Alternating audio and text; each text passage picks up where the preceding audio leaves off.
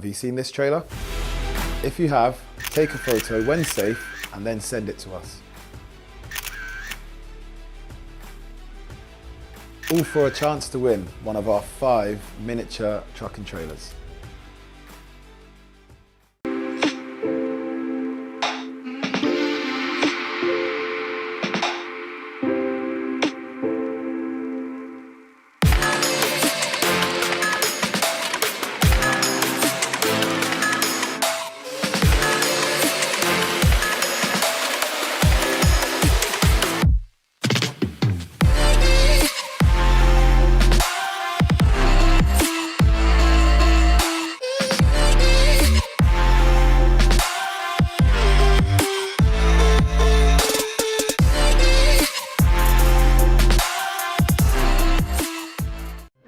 Repairing or maintaining commercial vehicles, you need Total Care. Whether you're fitting out a new workshop, bringing your vehicle maintenance in-house, or thinking of an upgrade, our equipment experts will make the process simple. And with UK-wide service engineer coverage and flexible finance options, you can be sure that for workshop equipment, it's Total Care.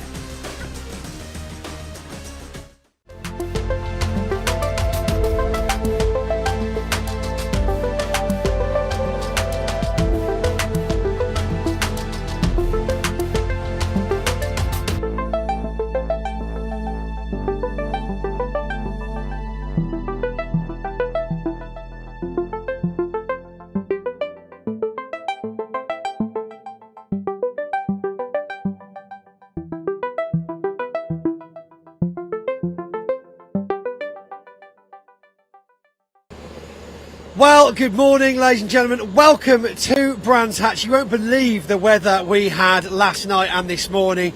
Qualifying session was cut short, which gives us an absolutely crazy layout for the first race of the day, the finale of the season 2023 here at Brands Hatch. We have got some serious racing to get done this weekend. But of course, before we get down to some racing action, I had a chance to have a little walk around the paddock earlier on today to have a catch up with some of the drivers. So as promised, here we are down in the paddock now, just after qualifying. The weather changing dramatically by the minute, the sunshine coming out. First of all, of course, I'm here with Ryan Smith, reigning British champion, and in with a pretty good chance of making it 8 in a row, am I right? Well, fingers crossed. You know, the conditions are changing. It's been a funny old morning at Brands Hatch, but yeah, hopefully we take one race at a time. Indeed, and speaking of the first race here at Brands Hatch, of course the finale of the year, Tom O'Rourke with an astounding qualifying session, quite an interesting one. Were you surprised to be finishing that qualifying in first place, and of course now starting the first race of the weekend with the entire pack champing at your heels? I never thought I'd have qualified in pole, but yesterday I had a good qualifying set. I think I was the second fastest. So, and you get a wee bit of confidence for that. I think the rain's a good leveller, you know. So, no, I think I was quite lucky that the session finished early. You know, Quick while Tom's ahead. And I think, just to second that, I think throughout the paddock, I don't think anybody expected Tom to be on pole. Well, I did. And I actually called it last night, and me and Jenkins had just an open conversation. I actually heard this behind closed doors, that he said, oh, you know, I reckon he's going to do quite well. Because I've looked at Tom's, I worked with Tom in the past, and look, Tom can drive. Tom's a very capable driver, and I just don't think he's had the rub of the green, or it's gone for him. I knew he had that in him, and you know what? A better man couldn't have took it on the day. You know, it is what it is. We're on the front row together, and it'll be surely fireworks at the November Brands Hatch. No, I mean, we shoot quickly back to November Brands last year when we had terrible conditions again. Yeah. You were absolutely flying around that track as well then, weren't you? No, I like the wet. As I say, it's a bit of a leveller. And I seem to do pretty well at it, you know, so I'm hoping it pisses for the high heavens in the next hour. And what I was laughing about, We're not. Tom's a very successful businessman, very intelligent, and now and again he's got a really good sense of humour. And I said to him this morning, I said, what a lap that was. He went, Aye, all the chases I've had in Scotland when it's been raining by the police. Yeah, of course, nothing you hear is factual at all. It's all hearsay. Nothing can be proved. Well, gentlemen, fantastic conditions, like I say, getting better by the minute. First and second pole position. It's been a fantastic year so far, and fingers crossed we start the finale the way we mean to finish the year. No, brilliant. Looking forward to it. We've lost Ryan, he's gone. Sorry. It's fine, Ryan, don't worry about it, we're finished. Very good. No, you know what? Fine. Thanks, Ryan. Thanks, Tom. Let's call that a day. Let's go speak to Division 2. Thank you. Good luck, gentlemen. Thank you. Right, let's go and find now our Division 2 championship contenders with just 1 point between them. Adam Bint and Paul Rivett. Wow, this is going to be a tight one. So here we are, as previously promised, with championship contender Adam Bint with 412 points, just 1 point ahead of essentially newcomer Paul Rivett. We saw him a few years ago. He went away for a bit, came back, and he's obviously been, battling with you the entire season. What do you think this weekend holds for you two?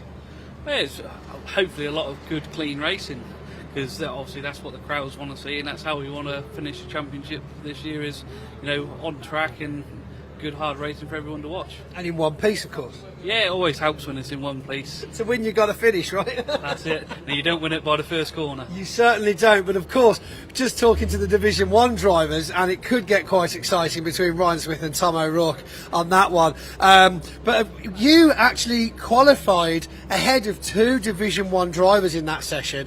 You actually crossed the line 11th out of the entire 2 divisions, of course, ahead of the likes of Stuart Oliver. We've got Bradley Smith there as well, Brad Smith. It's crazy, really, that they cut that so short. Do you think that hindered you at all, or was your lot not too much affected? Yeah, I've still had a lot more to give.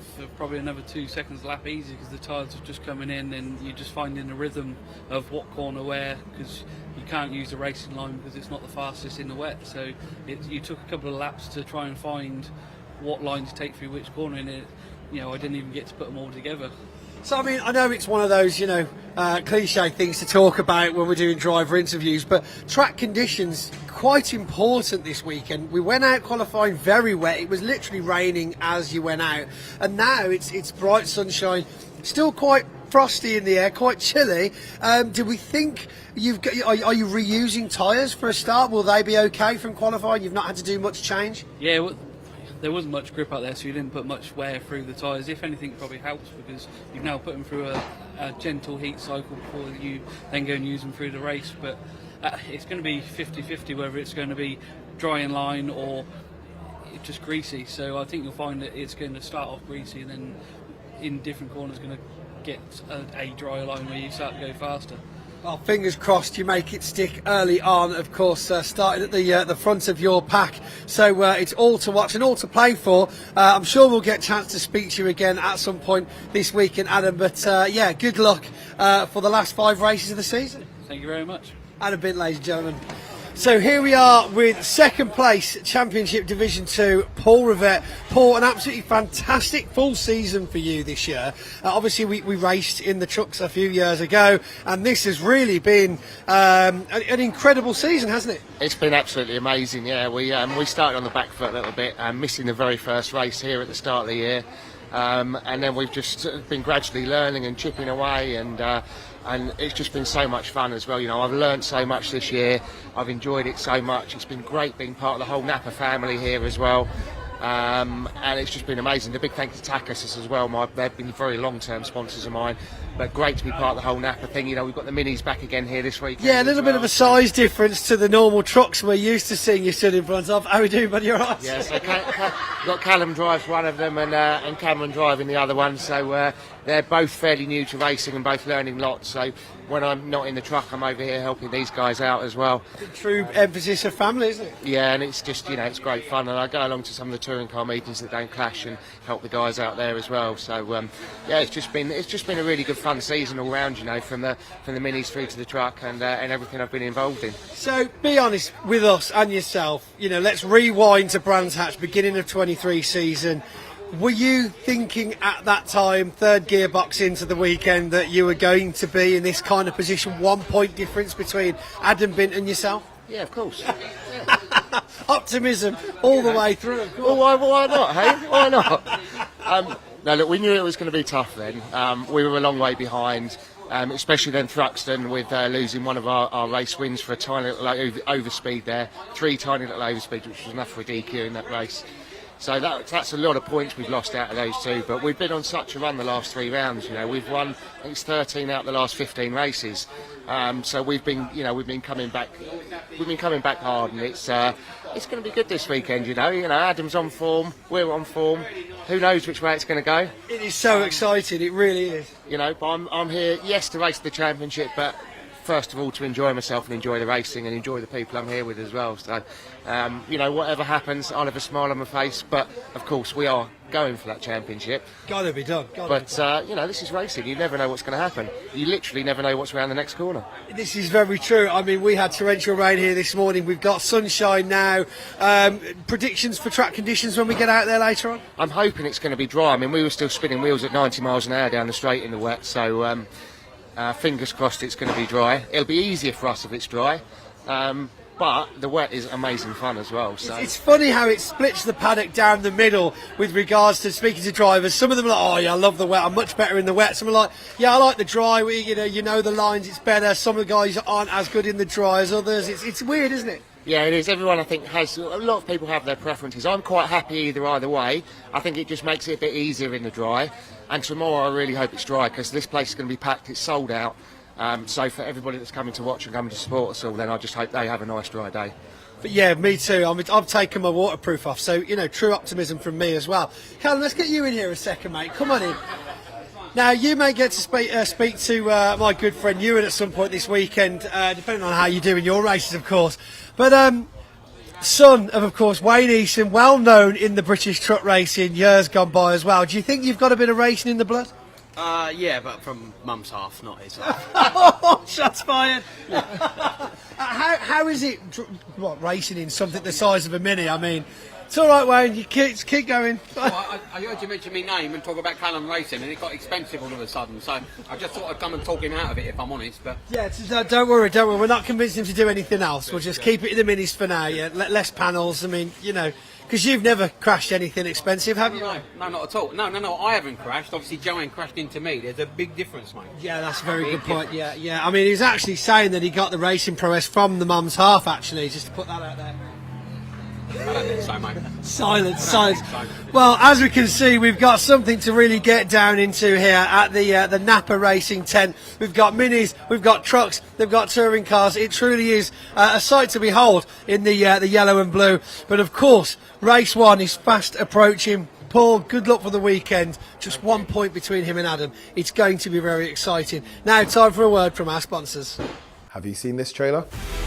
If you have, take a photo when safe and then send it to us. All for a chance to win one of our 5 miniature truck and trailers.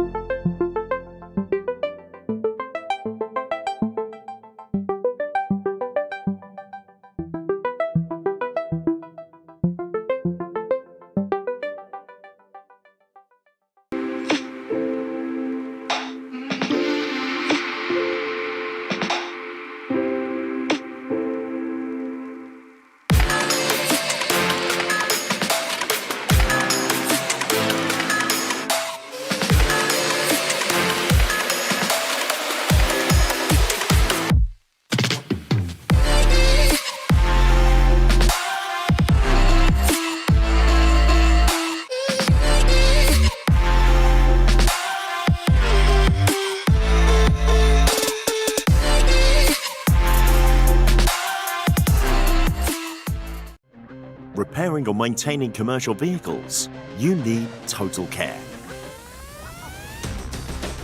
Whether you're fitting out a new workshop, bringing your vehicle maintenance in-house, or thinking of an upgrade, our equipment experts will make the process simple.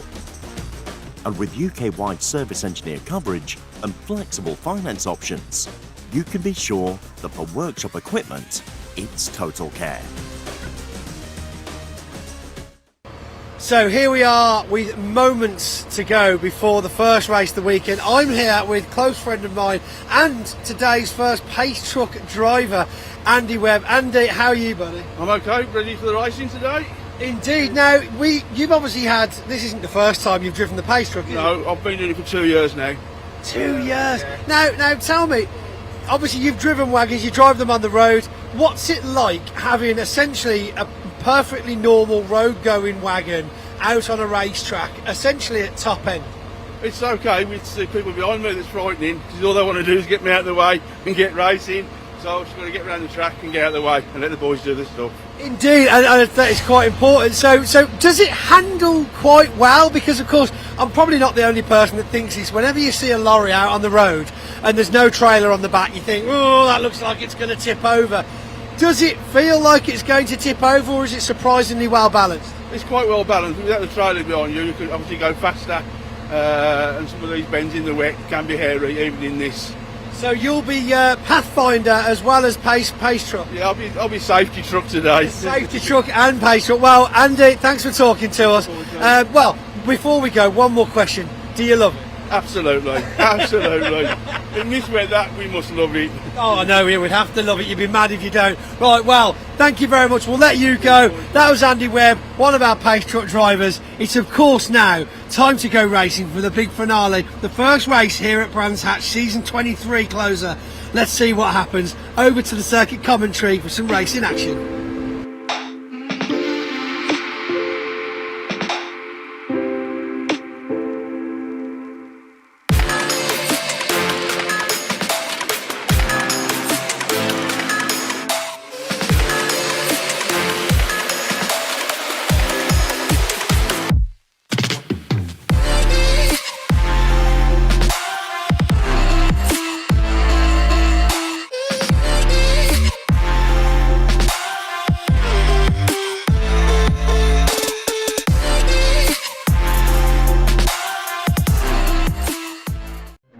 Repairing or maintaining commercial vehicles, you need Total Care.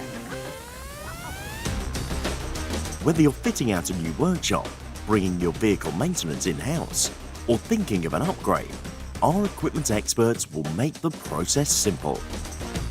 And with UK-wide service engineer coverage and flexible finance options, you can be sure that for workshop equipment, it's Total Care.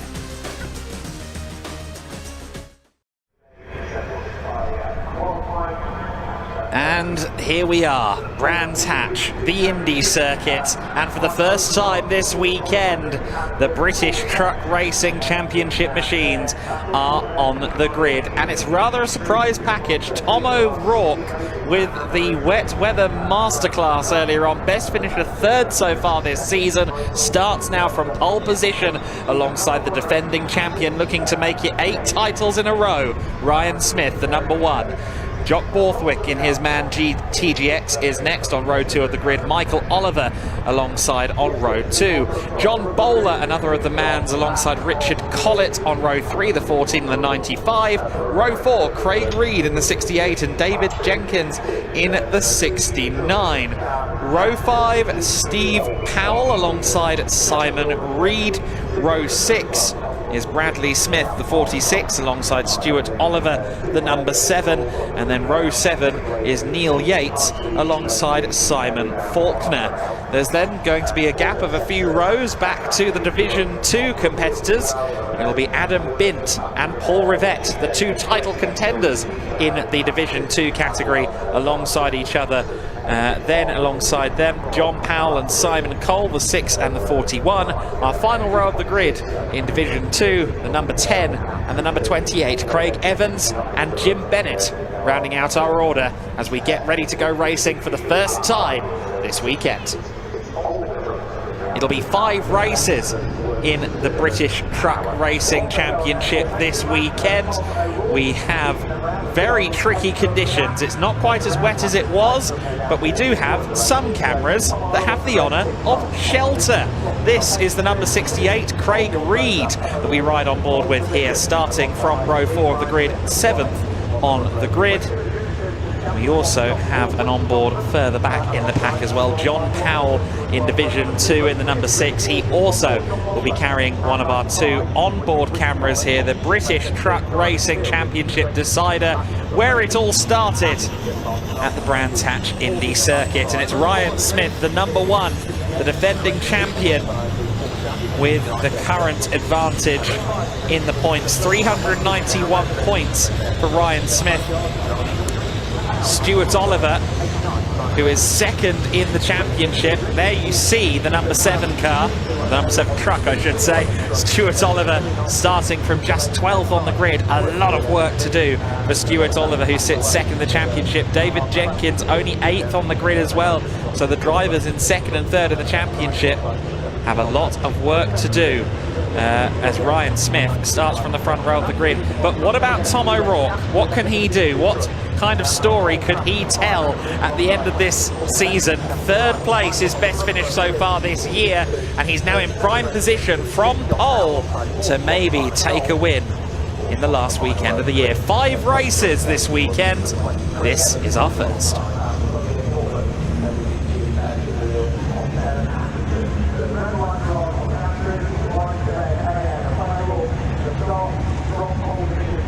The first of 5 races this weekend in the British Truck Racing Championship will begin now. We're in 2x2 formation. A rolling start awaits, and our pole sitter, Tom O'Rourke, leads them away for the first time.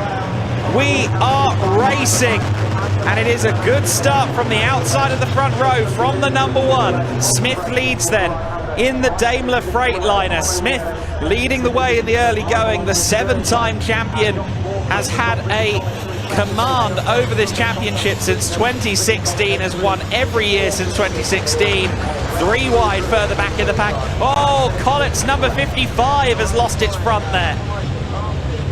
In fact, the 95, my apologies, but Collett in the 95 with a little bit of bodywork off. Oh, and contact! That's Stuart Oliver! Oliver getting tagged there by the number 5 of Bint as well. So the championship Division 2 leader and the Division 1 second place in the championship, both walking wounded. Huge, huge development in the first lap on the way down to Graham Hill Bend. This plays into the hands of Paul Rivett in Division 2, and it plays into the hands of your race leader Smith. Red flag, red flag. The first lap of the race not even completed, and we already have a red flag. Ryan Smith in the lead of the race. The race, in theory, would now get reset back to the start as if we haven't actually got underway yet. We're not going to count that first lap towards the racing. However, big drama for some of our championship contenders. Bint in the number 5, collecting the number 7. Adam Bint, the 2016 Division 2 champion, who came into this weekend with just 1 point over Paul Rivett. You see the 5 rolling through our shot there. Adam Bint is still rolling, but he collided with the spinning Stuart Oliver. Stuart Oliver in the number 7, the GT Tyres backed entry. We'll get a replay of it now. Keep an eye on the mid-pack. You can see the sliding, you can see the sideways action. Just exiting the outside of Druids now is Stuart Oliver. And Oliver loses the rear end, spins into one of the others. I believe that may have been Bennett. And then Adam Bint collecting Stuart Oliver. Oh, and it was Rivett. My apologies, Rivett spinning as well. So Paul Rivett is the one that's spinning at the far left of your shot. So Rivett was caught up in that as well. Paul Rivett caught up in that as well as Adam Bint, Stuart Oliver. So the championship top 2 in Division 2, as well as Stuart Oliver, were all caught up in that. Stuart Oliver got spun around on the front end of Paul Rivette's machine. And huge drama and huge damage for Stuart Oliver. That surely is going no further in this race. The question now is, will it go any further point blank? Because that looked really bad. I'm wondering if they can get that out for race 2 later on this Saturday afternoon.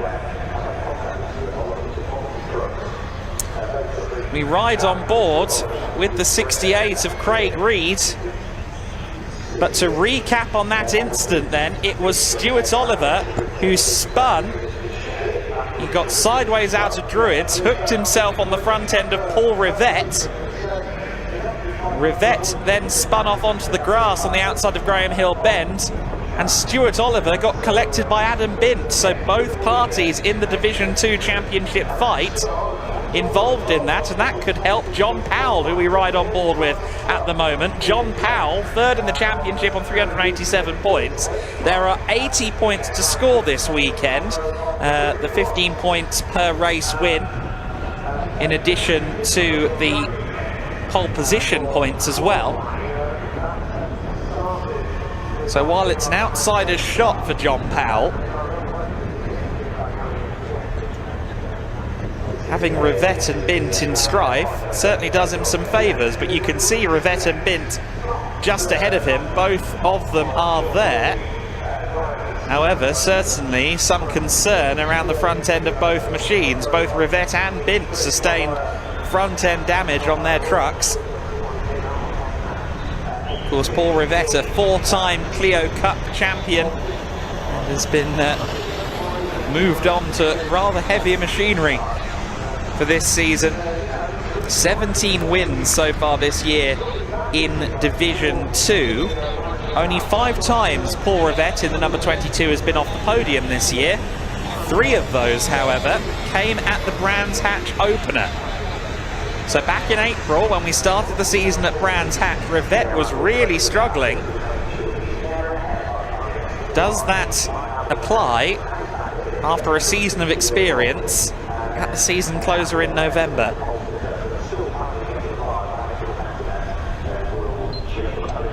The championship battle overall in Division 1 has definitely taken a big twist. Stuart Oliver looks likely to mount a non-score in this race. With the sheer amount of damage, huge suspension damage on that number 7, I can't see Stuart Oliver getting out there again for this race. To be honest with you, I'd be shocked if we saw it out for race number 2. A reminder of the point scoring in this championship. It's 15 points for a win, 14 points for second, 13 for third, and then it continues on down to 1 point for 15th. So Ryan Smith, if he can get a podium, that is a huge benefit to his championship opportunity. David Jenkins on 354 points is also within mathematical range of the championship, but Stuart Oliver, who was second in the points, has a big issue. Stuart Oliver with damage to the GT tyres backed number 7 rig, Volvo VNL. Stuart Oliver, of course, a 10-time champion in the British Championship, dominated.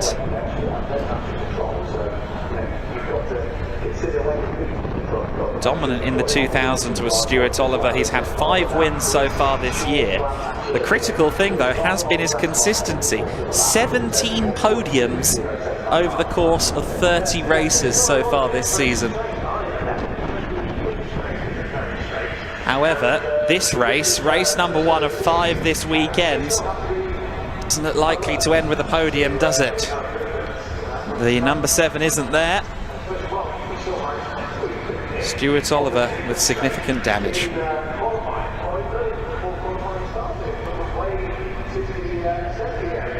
And so, all eyes now are on Ryan Smith. Ryan Smith, adorned with the number 1 7 times in a row, his first championship win coming in 2016, is now a 7-time champion, looking to make it 8 this weekend, and with Stuart Oliver falling by the wayside, all indications, it must be said, point to the number 1. I can see the number 7 truck down by the exit of Graham Hill Bend at the cut through at the back of the main paddock, and well, to put it lightly, that number 7 is second hand.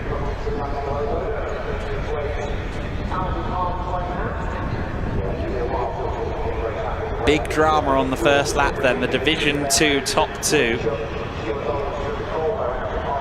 among those that got caught up. And now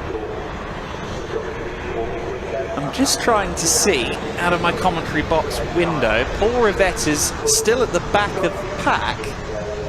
Everyone else got moved forward onto the grid again.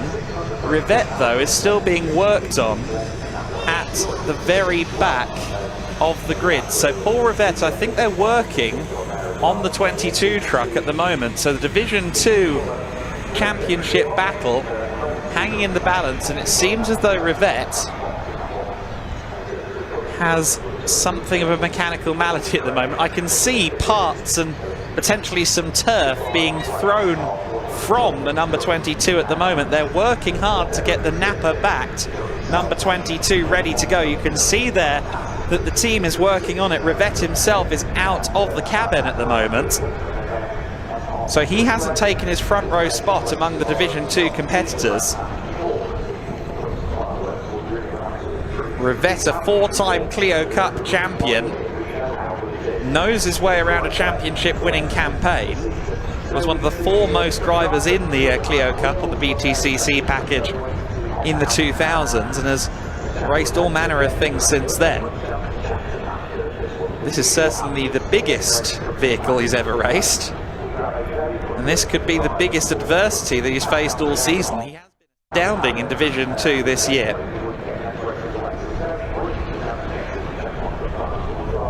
But potentially, with that drama ongoing, let's just hope that he gets to take the start. The race, in theory, would have had a 15-minute race distance. However, it's just come through on the timing screen that they've revised the distance to 10 minutes. So just 10 minutes of racing as opposed to the scheduled 15. That is to make sure that we don't get caught out by the November rain, or indeed the November darkness. You see Powell on board there with the 6 machine. He will be hoping, if anything, that that outside spot on the front row doesn't get filled.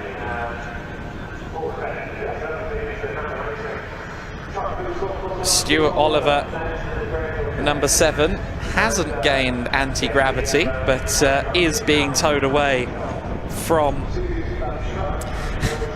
has been towed away from the scene of the crash. Or at least the scene of where that number 7 was pulled up, and that's going to be a big amount of work now for Stuart and the team to try and put in. Of course, Team Oliver, composed of 2 drivers, the second of them being Michael Oliver.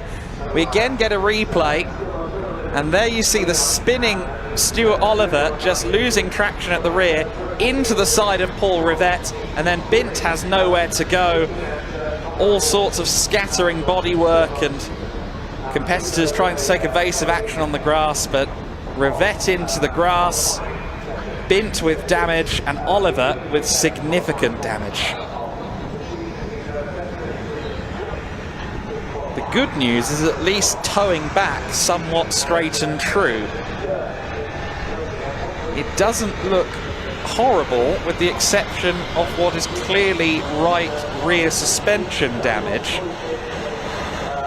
Maybe this isn't quite as bad as initially suspected. Hopefully they have the spares and the manpower to get it done for race 2, but certainly won't be back out again in this race. If you've ever wondered why trucks have big, torquey, high-capacity diesel engines. You're now seeing why as the recovery truck hauls Stuart Oliver up Paddock Hill Bend and back into the paddock. These machines are so enormous that they can't take the tunnel back down to the support paddock. They have to use the cut through at the top of Paddock Hill. But a huge drama for the 10-time champ Stuart Oliver.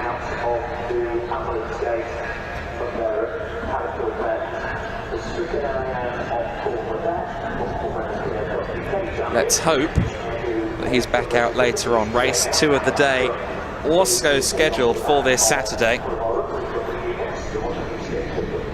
Ryan Smith then will be starting from the front row of the grid alongside Tom O'Rourke. Now Ryan Smith has had 16 wins so far this year from the 30 races that have been run before this weekend. So over half the races that have been run this season have been won by Ryan Smith, which is an incredible record. David Jenkins, the number 69, will inherit, in theory, so long as he gets the flag, he will inherit potentially second in the championship here. Jenkins so far, who of course is a champion in his own right, the 2011 division run champion, has actually been on a bit of a hot run of form in recent times. 8 top 5s and 3 wins within the last 10 races, 5 of which took place at Snetterton, 5 of which the second time in the season was a visit to Pembrey. So Jenkins has been on good form, but that qualifying, only 8th on the grid, not quite up to Jenkins' high standards. But what about Tom O'Rourke this morning? Incredible qualifying performance in very tricky conditions. And you heard him earlier on talking to Pointy, saying, yeah, I'm fine with the rain, more rain the better, or maybe in more colourful language than that. It is, however, starting to dry up here. It's certainly not a dry surface by any stretch of the imagination, but you can see the sunshine, you can see the blue skies. I have to report that you can also see grey skies emanating from behind clearways, and the wind is blowing it towards us, so I don't know how long these blue skies are going to last. But for now, at least, it is drying. I think Tom O'Rourke would rather that the heavens opened. O'Rourke currently 11th in the standings on 158 points, so he could do with some points to wrap up his season. You see the clouds there. It's blue sky towards Paddock Hill Bend and the darkest of grey clouds on the other side of the circuit towards Clearways and Clark Curve. Certainly the truck competitors accustomed to these challenges at the Brands Hatch November event. The fireworks, of course, a huge part of this weekend as well.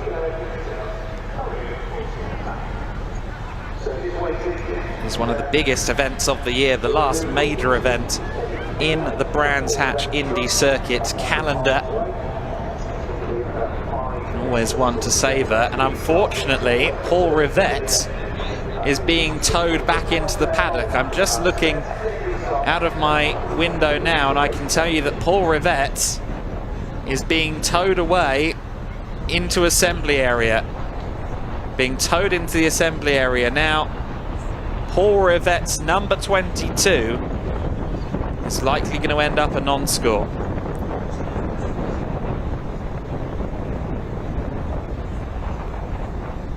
There is the 22 machine. This is a big development in favour of Adam Bint. Ironically, it was Adam Bint who I thought got the worst of that situation with Stuart Oliver.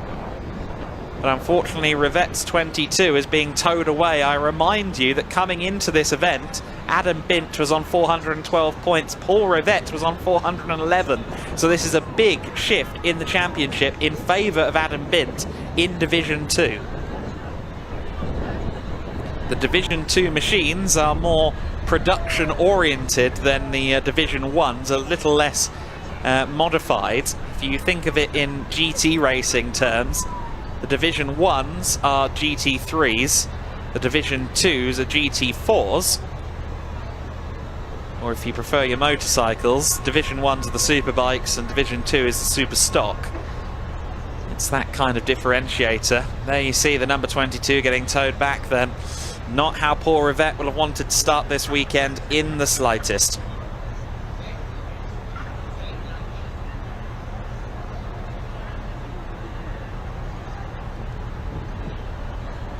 Rivett has a good team behind him at Napa Racing UK, but it seems as though they're at least going to have to wait for race 2. Of course, again, the question mark is, what can you do on these Herculean machines within the paddock? How many spares have you brought? How easy is any job, realistically, with such mammoth racing machines? It's all a lot more complicated when it's truck racing. We've seen it time and time again. The massive machines and the effect they can have when they go off circuit as well. And that applies not just to the scenery, but also to the trucks themselves. You saw their personnel vacating the grid about 15 seconds ago. That suggests to me that we are not too far away from rolling in what is set to be a reduced 10-minute distance in this race. Of course, another one with some battle scars from the race start, attempt number 1. Richard Collett, you see still the 95 without its front bumper. That shouldn't have too much effect for the two-time champion. Collett won the championship all the way back in 1997 and before that in 1995. His best result this year, 3rd place. 2 3rd places to his name this season, so Collett would like to end his season on a high. See if the number 95 has a clearer run in the early stages this time. Collett only 10th in the points, incidentally.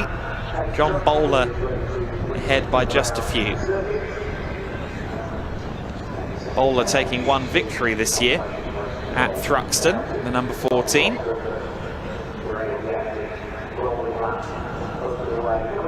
There you see the remainder of the grid. No Paul Rivett on the front row among the Division 2 competitors. No Stuart Oliver towards the back of Division 1. And that was always the risk, wasn't it, for Stuart Oliver? As a championship contender, you'd never want a poor qualifying, especially if you're fighting from underneath, if you're trying to close up a deficit. And for Stuart Oliver, the curse of being in the pack struck him hard, and realistically, it was his own mistake. We saw him lose traction on the rear axle, and that is why Stuart Oliver is seemingly not going to be taking the start. So green flag lap, take 2. We will now attempt once again to get this 10-minute race underway. We were scheduled for 15 minutes. Race has now been reduced to 10 because of time constraints, and owing to the fact that the race had barely gotten started, we reset back to the grid as it was published. So Tom O'Rourke with the number 86 will start from pole position alongside Ryan Smith. The Daimler Freightliner of Smith joined on that front row by the MAN TGS of Tom O'Rourke. Row 2 of the grid, Jack Borthwick, the number 32, and Michael Oliver, the number 12. John Bowler, the 14, starting from row 3 of the grid alongside Richard Collett, the 95. Craig Reed, the number 68, is alongside David Jenkins in the 69. Row 5, Stephen Powell, the number 3, alongside Simon Reed, the 89. Bradley Smith now alone on row 6. No Stuart Oliver. Neil Yates and Simon Faulkner, the 33 and the 92, set to start from row 7. The Division 2 grid, Adam Bint is now going to be all alone on the front row in Division 2. Paul Rivett not taking the start. John Powell, the number 6, on row 12, the second row of Division 2. Simon Cole, Craig Evans and Jim Bennett rounding out your Division 2 order. And for the second time today, we attempt now to get race 1 started.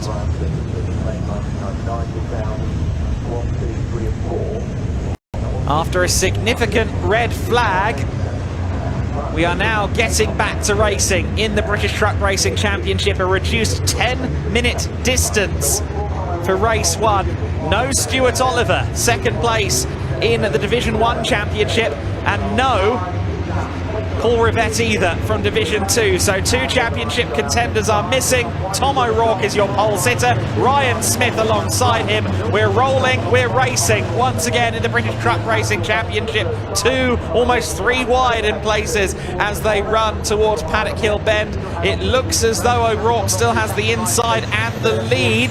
Yes, indeed he does. However, look at Ryan Smith. Ryan Smith looking to the inside, not close enough for a move. Collett has got a good start. He's in third, and that's Jenkins. Wow, wow, wow. David Jenkins, the 69. Oh, he's had contact with the 89. Contact down the hill. Simon Reed and David Jenkins getting into each other. Jenkins, who, if he finishes well, will inherit second in the championship from the non-starting Stuart Oliver, having a big moment on lap 1 of the race. Smith in second place under significant pressure from Michael Oliver.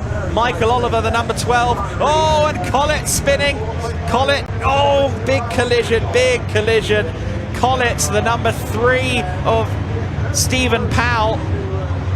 And Collett firmly stuck in the gravel trap there. Collett just lost the rear end. Such difficult conditions to race these big trucks. It's side by side for 6th place there.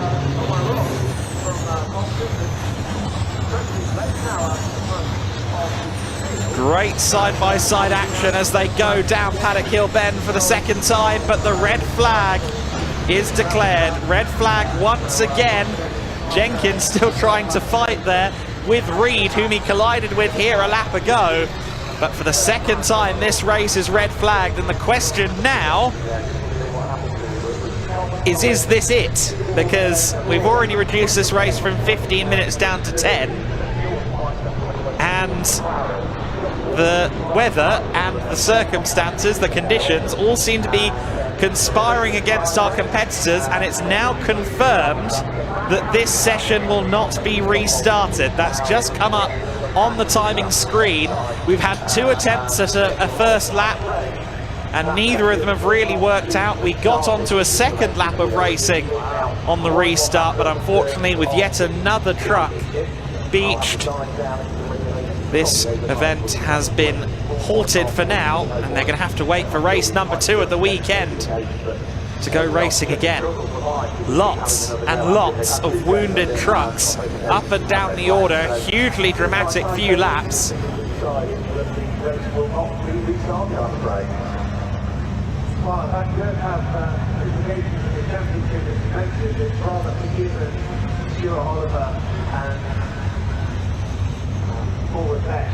There you see the idling machines. We got to see just how impressive these machines are. We got a taste of the power and the sheer mind-bending force of racing trucks. However, we only really got 3 laps of racing. The record book will tell you only 1 before the red flag. So then, the order after 1 lap of racing: Tom O'Rourke, the number 86, will be the winner. Ryan Smith, the number 1, 2nd. Michael Oliver, 3rd, the number 12. Jock Borthwick, 4th, and Stephen Powell rounding out the top 5. However, with just 1 lap of racing, the question remains, will this be counted for points? I suspect perhaps not. John Bowler, the number 14, in 6th. Craig Reed, the number 68, in 7th. Simon Reed, the 89, in 8th. David Jenkins with a 9th place finish. If they do count this for full points, he may well move into 2nd in the championship. Bradley Smith, number 46, rounding out the overall top 10. Adam Bint, the first of the Division 2s, ahead of John Powell and Simon Cole. However, with just 1 lap in that race, It's very difficult to know quite what the situation will be. We can, however, go down to the voice of reason. Pointy, to you.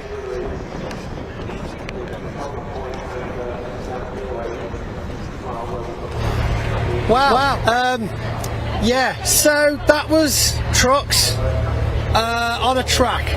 Don't know whether we can call it racing. It definitely wasn't enough laps to be a race. No one's got a clue what's going on. We're down here in the pit lane. No one's really sure whether the points will qualify, whether they'll fall back to qualifying, or whether they'll actually score the previous lap before the incident. It's a bit of a random one. Not the start any of us, of course, were expecting, especially not for the likes of Paul Rivett and Stuart Oliver, who are both themselves in second place in their corresponding championships. And now, of course, not getting any points at all for that first race of the weekend.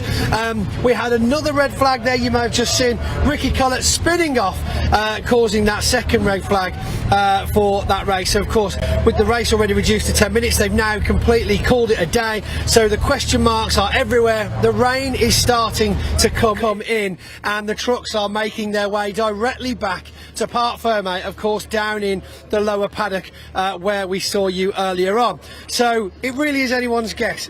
Who got what position? Nobody knows. Who got what points for the championship? Nobody knows. But a surprising, fantastic start for Ryan Smith and Tom O'Rourke at the beginning of Division 1, and they had two very clean starts each, with a fantastic result for Tom O'Rourke, of course, holding his own for that first lap and a half, shall we call it.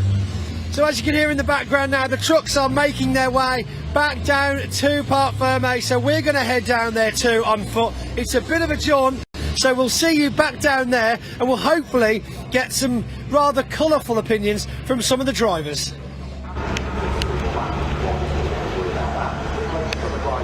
I think you can count on colour for sure, Pointy. Thank you for that. A lot of question marks, definitely, with the race distance. Will that be counted towards points? I would suggest it's unlikely that that will count for points, but until we get an official ruling hounded down, it's difficult to know for sure.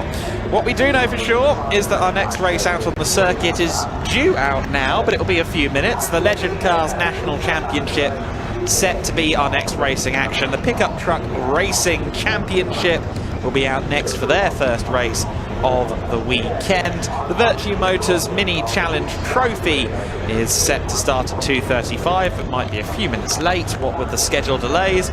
The British Truck Racing Championship back out there at 3:10. Will we be joined by the likes of Stuart Oliver and Paul Rivett? That's a big question mark at the end of this day. And we will close out with the Legend Cars National Championship, their third race of the day, in just a short while.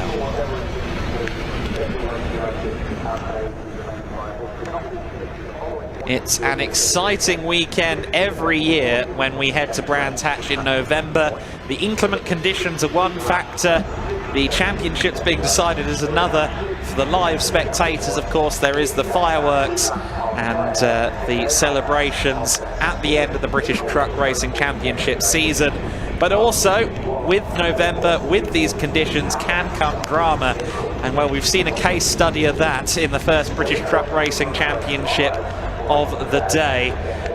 We saw there both the second place contenders in each division having issues. Stuart Oliver with quite big rear suspension damage by the looks of it on his number 7, and Paul Rivett, who was also collected in the same incident, also just 1 point back from the leading Adam Bint coming into this race. He'll be a lot further back if points are scored, but again, we're not even sure if this is going to count towards the championship. We tried to have our first weekend race of the weekend, the British Truck Racing Championship.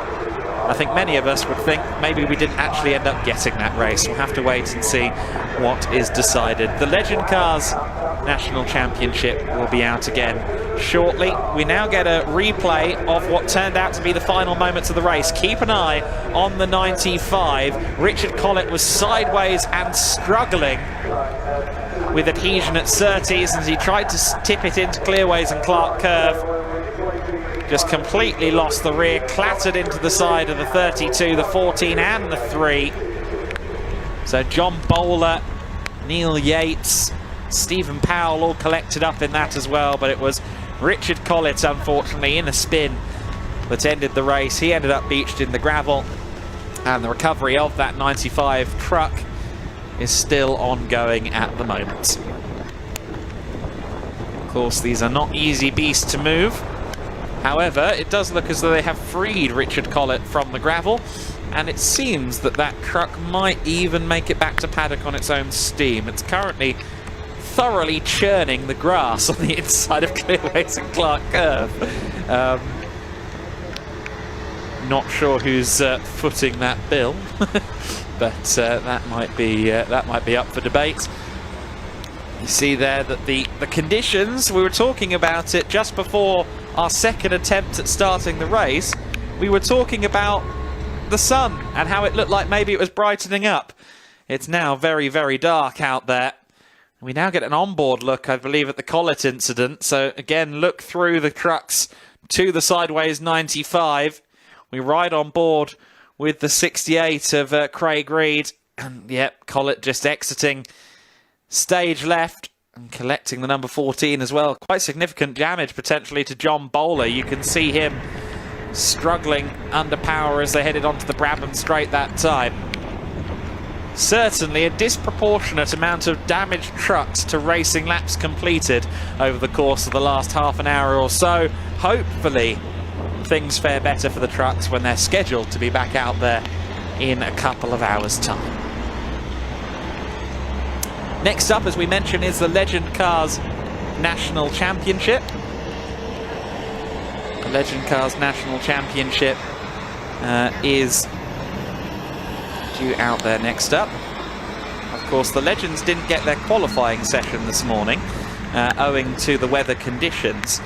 So that was a complicating factor for all of them. They went out onto the circuit cold, effectively, having not done much in the way of running in the wet conditions. They did get some testing on Friday, but in terms of pure wet conditions, the Legends haven't had that many rolls of the dice. The heats, the grid heats, were determined purely by random draw earlier on for the Allgrowth Legends National Championship. And the grid for this one, Daniel Pooley is set to be your pole sitter for that race.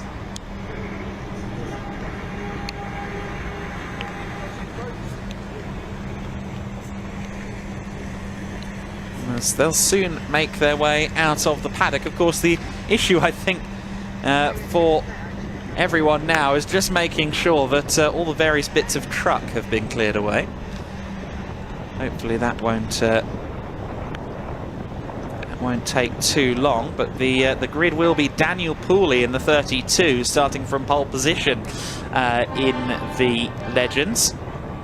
Ben Higgins will line up on the front row alongside him. Nick Bridgman on the 68 and Will Gibson the 57, critically, starting from 4th place. So the championship leader, Will Gibson, in a good position heading into this race. We are scheduled for a race decided on laps, although they might run it to a time rather than a number of laps, depending on just how quickly they get the cars out onto the circuit. The other complicating factor with the Legends is that they have a limited ability to actually compete in the rain. That is why the qualifying session was not run this morning. So let's hope, fingers crossed, that the race 2 of the Legends Cars National Championship occurs as intended.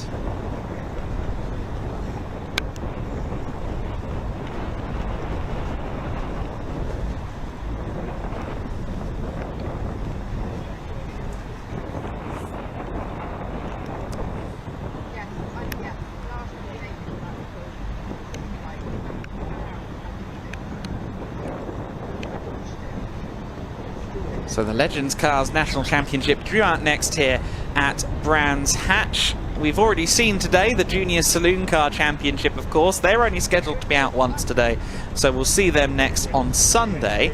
The Junior Saloon Car race earlier on falling in favour of Dar Flock, who could well be champion in less than 24 hours' time has a significant lead. I believe it'll be 34 points between Flock and Cameron Pratt in the championship. Cameron Pratt Thompson second in the championship and second in the race earlier today as well. Of course, we have seen the Legends out once today as well. The Legends National Championship, which is now an established and has long since been an established part of the UK racing scene, and always exciting, particularly in situations where they haven't been able to qualify, because we did have a firmly mixed up order in the grid earlier on, because they drew it out of a hat, and Jack Parker, the number 4, was your winner earlier on in difficult conditions in the Legends Cars National Championship. He managed to win that race in rather stellar fashion, looked more impressive than just about anybody else out there in the wet conditions. In fact, the only driver in the race to set a 107 earlier on, Jack Parker. So certainly one to watch if the conditions remain as they are currently when the Legends head back out there onto circuit momentarily. Jack Parker definitely one to watch. The Mickle Motorsport number 4 shared between himself and John Mickle, who will be out in that car on the Sunday. A few of the cars are shared in that manner. It was Luke Simmons who finished second in the race earlier on today, and Simmons also... Right. So, right then, down here now in Stuart Oliver's tent. Now, of course, we saw an incident happen in that first lap of the first race, and it didn't look great. We're not really sure what happened at the time. I had a replay on my phone. It didn't look like there was too much going on, but you can see we are now deep in the rear right corner of his truck, the Volvo Bullnose, of course running the D26. It looks like there's some serious movement on that that axle. Is one half of it is facing a direction that the other side is not, and considering the back of the truck is meant to essentially just be straight, it doesn't look too good. We've got Stuart Oliver here. If we give those guys some room to work, John, and we'll have a quick chat with Stuart. Stuart, try and recall, if you can, what on earth happened that of course sent you and Division 2 driver randomly, we'll get to qualifying in a minute, Paul Rivett, spinning off. I haven't seen any footage yet. It's all just a blur. I actually thought I was at a fun fair, not at a truck race, and I was just going round and round, you know. But I don't know. Yeah, so I had a good start. I got round 1 or 2 on coming around Paddock Hill, going up to Druids. Fine. I did. Dave Jenkins went off. Well, he was maybe hit, but he did go off. I thought, oh, we're going good. Then he just came back in front of us, and everything just went from there. It just sort of everybody was just hitting everybody, but I was in the middle. But I couldn't do anything other than go round in circles. Of course, as spectators, we were all watching first corner, as you would, you know. Nothing happened, everybody sailed through clean as anything. And then, further in front of you, there were 3 trucks abreast going down that hill. We're thinking, oh, this could get exciting. And then we blink, and behind them all is you and Paul Rivett doing a pirouette. And it's like, what on earth just happened? I mean, we saw the replay, we can't see anything major, like, whoa, that was definitely what... It's like, what on earth happened? And then we think, oh, God, what a shame. Paul Rivett, Stuart Oliver, second place in both their championships, taken out in the first race. And then Ricky Collett off, red flag. At the moment, we've not heard anything from race control to say there's even any points getting awarded for that race, which will, of course, do you a bit of a favour as well. Well, it will, but the boys, you've got a lot of work to do to get it out again. You know what I mean? It's, I think it's we're having a look and we'll assess it, but I think it's going to be a struggle to get it out. To be fair, you know, the axles. Like a banana. I can see that, yeah, it's not the right shape at all, is it? So do you think that happened in some kind of impact, or what? I believe, Adam was behind us, and you know, I saw Paul Rivett at one stage hit us one way, and then as I was spinning, Adam hit us another, but it's not Adam's fault, he would have nowhere to go, but there was a massive hit, so it's which would be Adam. He said he's got a lot of front end damage, so but you know, it is what it is. We'll see what we can do and get it put together hopefully and get out again. Indeed. Well, we'll leave you guys to it. Stuart, I'm terribly sorry for that terrible start to the weekend. Let's try and go this way, unless you can fit under here, John. You want to duck under? Come on, duck under. We'll stay rolling. Stay with us, ladies and gents. We'll go and head over now to Ryan Smith very quickly. Oh, we've got Craig Reed here actually. Hello. Craig, there's a strange feeling in the paddock. No one's got a clue what's going on. Yeah, no one did know what was going on the track either. Just the same old thing. It's very greasy. The qualifying was actually quite grippy, even though it was wet. But it went greasy with it drying up. But I don't know. Obviously, I was behind John, but just couldn't get. It was just a massive snarl up, and then people were just going for gaps, just getting too excited. But basically, typical British truck racing on a Saturday morning. But indeed, would you have it any other way? No, to be honest with you, it's good, but it's just bad for the fans because we didn't. I don't think we even did a lap, or maybe we did one lap. I don't know. I think we had like 1.5 laps in that second in the restart, but then of course they red flagged it, and race control have gone quiet. We've got no sign of whether they're calling it a race. I don't think they can call it a race, can they? No. It's just not what you want on the last weekend. But like I say, I don't think the drivers understood on the first start how greasy it was, and then went for the second one, and it's the same again. All you've got to do is behave yourselves, finish the race. Do you think there's a possibility? Now, I just spoke to Stuart about this. Obviously, as fans and spectators, we all watched corner one thinking, right, this is it, here we go, and everybody got through. Do you think that maybe just flicked a switch in the drivers and went, oh well, if we've made it through the first corner, we'll be all right now? Yeah, no, that's it. I think that's what it was. And then after it, all the fun unfolded. The best way to describe that, it's like Dodgems. You're waiting for something to happen. And when Ricky spun in front of me, you're thinking, where do I go? You know, because you don't know where he's going to end up. Luckily, he went onto the gravel. So, but no, the problem is, like I say, they're repairing the trucks, and I think, like I say, with the championship, with obviously Stuart and with Paul and that on that first race. The tensions are just way too high at the minute. There is a lot of tension. Well, Craig, thanks for talking to us. We'll let you go. Craig Reed, Division 1. Let's see if we can't find someone else to talk to now. We've actually got two guys here. Introduce yourselves. Steve from Total Care. And wait for it. Steve Thomas from Truck Sport. Steve, you see what I've got them to say it themselves. Championship promoter and championship sponsor. First of all, we'll go to the sponsors now. Steve, you've obviously been coming to pretty much every race this season. I'm going to hazard a guess that's the first time you've seen a start like that. Yeah, I would say so. Yeah, we had something similar at Brands at the start of the year, I think. But yeah, in terms of first 2 or 3 corners and a shun like that, yeah. It's just such a shame that we've seen a red flag so early on in the race, and then of course a cancelled race so early on in the weekend. Steve, obviously having been a driver yourself in the past, what does that do to the drivers' morale, the teams, and the spectators overall? Well, I mean, it's when you're fighting for a championship, it's really hard because you want to get as many points, and it's really close in Division 1 and Division 2. But as the stewards and everybody else, the clerk of the course, they've had 2 attempts. We've had 2 red flags.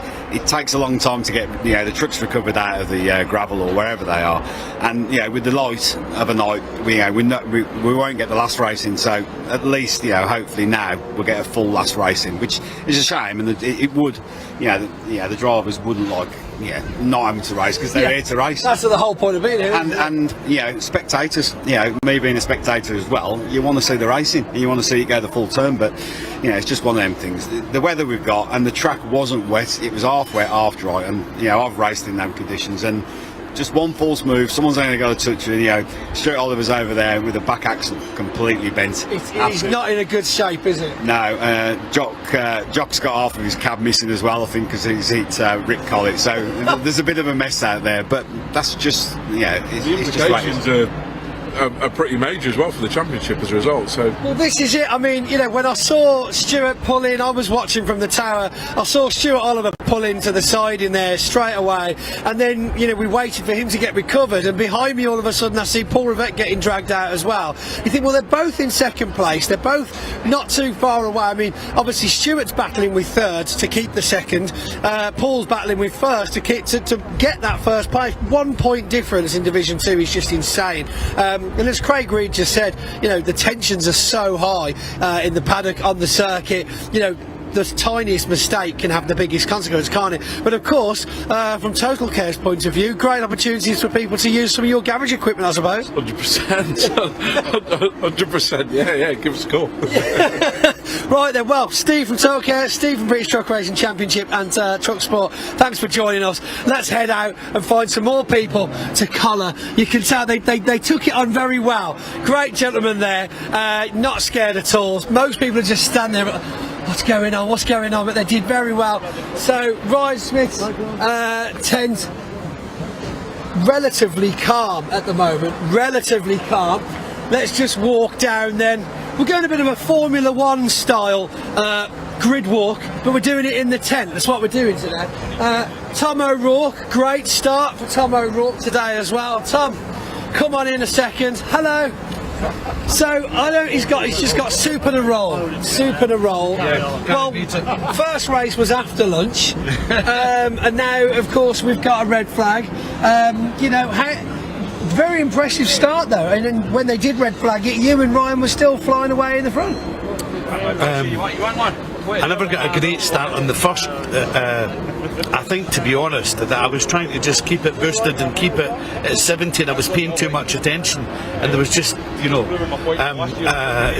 slight delay, and he just nipped in front of me, but I made sure it never happened the second time, so no, I think we were away there, and it would have been a good result, because I looked in the mirror and everybody was a good bit behind us. It was a big gap, it was a very good gap, just in a short space of time, but it's not really been our season, is it, Christ? After I know you get a great start and then they get a red flag twice. And, all right, saying well done. I mean, saying well done. It wasn't you. I don't think we get much more than a lap done, So. Yeah, it was. I think it was about a lap and a half by the time Ricky went off that second start. And again, still no word whether we're getting anything for that. I don't think we will. They can't classify it as a race. It's a shame. Hopefully they'll maybe have another race tomorrow. It would be nice. I mean, looking at it, the timetable might permit it. We are meant to be starting that last race around 3:30 tomorrow, so there is definitely time before the fireworks. It's just whether or not tomorrow's running too late that we can't. I think as well, the light will be a big thing. Yes, it will start to get dusk around 4 or 5 o'clock, definitely. I'm looking forward to the next one though, so I'm on pole for the next one, so hopefully we'll get more than a lap, So. You never know. Right, Tom, thank you. Let's head further down the paddock then. We'll have a little look who we've got knocking around. We can see over in the distance Ricky Collett's truck with the front off. They're obviously working on that. We'll see if we can't have a chat and see what kind of damage we're looking at from Ricky's team. All quiet on the western front with Reeds. Obviously we've just spoken to Craig. Simon driving past in the buggy moments ago as well. Simon Faulkner, how are we, sir? You well? Come on in. Just going to collect some diesel by the looks of it. Sorry, not in the best of conditions. So yes, how are you faring after quite the interesting start? Well, I missed that race. Anyway. So it's not really made a massive difference for you then? It's made a good advantage actually, there's no points. So we changed the turbo. The new turbo didn't want to work, so we put the old one back on. Right, so sometimes, less is more. Yeah, it's experimenting. You get these new bits, you try with new bits, sometimes they work, sometimes they don't work. Unfortunately this time, something's not working. See, I don't honestly know how some of these engines operate anyway, because especially with diesel engines and turbos, I always thought there were so many different things you had to change when you changed the turbo. If you were going for like something that was bigger or more powerful, the amount of corresponding parts that you have to change to deal with the extra boost, the extra oil temperature, the timing, everything like that, it's crazy. We're putting it all to the extreme, aren't you, really, to be honest? You're asking it to do something it was never designed to do, really. It's very true. About 400 horsepower more through the turbo then. Why not? Why not? Why not? Why not? It's there. It's there, try it. it doesn't always work, unfortunately, as it didn't that time. So, hour or so until the second race of Saturday, or should we say the first full race of Saturday, hopefully. Will you be out in time for that one? Yes. Yeah, we're just putting the old one back on, so should all be fine. Should be up and running again within about half an hour. Half an hour. Hopefully. Hopefully. Right, Simon, I'll let you go and get your diesel. I'll do the dirty chores. You do everything. You're a hard-working driver, not just a racing driver. He runs everything. He's a grafter, that. Take it easy, Simon. Right, over then, shall we see, in Ricky Collett's tent, bit of a gathering of what's going on in here. We can see Ricky talking to Craig Reed over here. We've got a small hammer and a big hammer. Is that going to fix it? Is that it? Yeah, that's it. Is that all we need? That's it. Fix everything with an hammer. But that's fine, because essentially if it's just hammers, then we're not in too bad a shape, right? No, we're alright. We're still running. That's good, that's good. So no major damage. No. Body work. If anybody's feet me look bumper, we'll have that back if we can. Fantastic. Right, thank you very much, sir. Good work. Keep up the good work. Let's have a chat to Ricky over here. Hello, mate.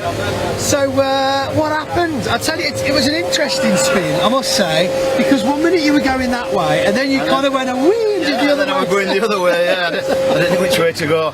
No,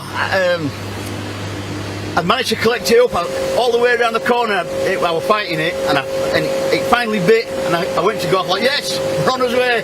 And then unfortunately, Jock spun me the other way then.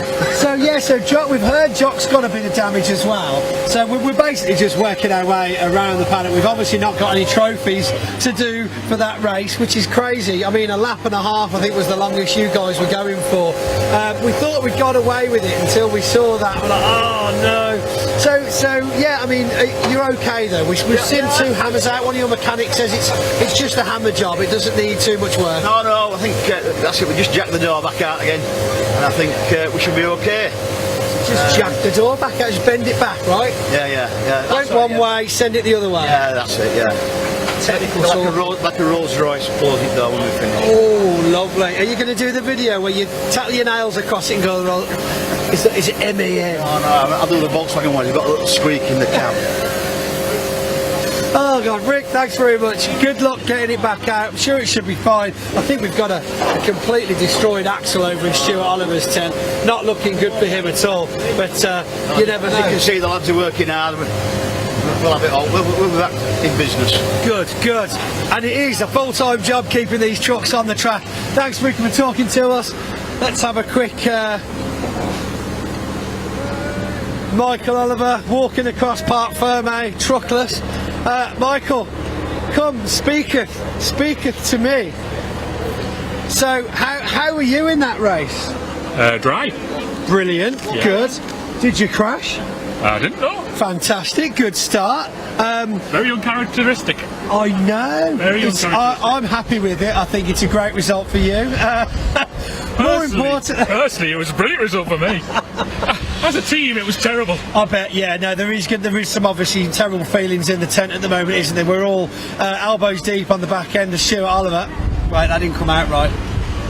Let's think about that for a minute. No, okay. The truck. So it's not, yeah, not great. Bent completely. But you're okay, and that's the main thing. Where, considering where you ended up in qualifying, were you a bit confused with the layout of that grid? Because there were trucks all over the shop, weren't there, that you think, this is great to have a mix-up, change things around a bit, but I mean, we had Division 2 ahead of Division 1 effectively, which was so strange.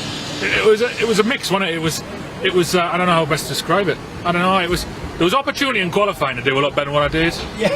And everyone did. Well, some did better, some did, but overachieved and underachieved, didn't they? But yeah, it was wherever you were when the stopwatch finished, you're like, what just happened? I know. I was still making a coffee when we were doing the first fast laps, I didn't even get into it. I was good at it. I was thinking, I could have had Paul there. I told you about that coffee machine. You're supposed to wait until you pull up to use it. No, I got cold. I got cold feet. Michael, you were on a mission then. I'll let you carry on and I'll catch up with you very soon, okay? I'm just going to go apologise to Ricky, to be fair. Oh dear. Ricky hit us. Right. Ricky hit, so I was going to apologise. You go, yeah, that's cool. That's this way to settle the waters. That is. You go apologise to Ricky. See, look at this. Look, this is how it is. You see, a lot of the time there are obviously moments when adrenaline and testosterone can get the better of certain drivers, all drivers effectively at some point in the season. But this is what it's about. When they come off, yes, damage is damage, and accidents happen. But most of the time, 9.5 times out of 10, they can have a laugh about it. They can run through it, figure out what on earth happened, and most of the time they'll end up shaking hands and just agreeing that they were both in the wrong usually, because well, that's why things happen, isn't it? Let's have a walk along then, shall we, to where are we going next? Where should we go next? I've got a shrug. Let's head down then to Craig Evans, just because he's here. Everybody looking we've got people leaning, we've got people chilling. It all looks very relaxed over here at Craig Evans' tent. No major damage, which is always good to see. Nothing to see here. Nothing to see here. Well, there is something to see. We've got a fantastic new livery, which I saw on our turnaround basic camera. Too late. You're here now.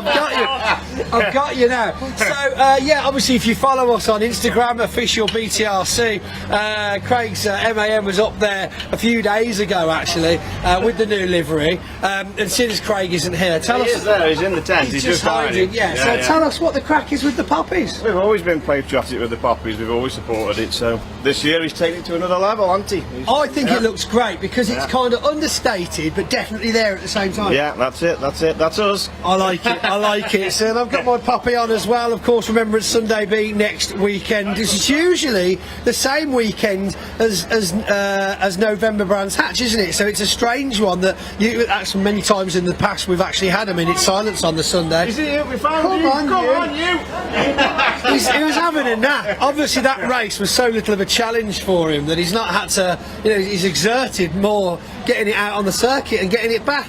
What happened? You probably saw more than most it from your vantage point. So, what on earth was going on in front of you? Carnage. Yeah. Good word. I don't know. It was just the conditions were terrible.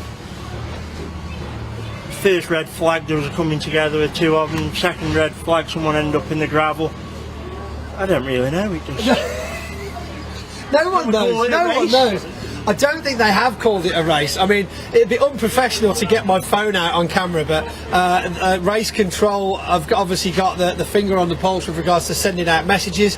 So we heard before pretty much anybody else in the circuit that they were calling it a day on the race. I've managed to get a screenshot from TSL of where you were when the red flag happened, but which one? To rewind a full lap, you couldn't rewind a full lap because it was only a lap and a half in. So you couldn't, you can't do it, can you?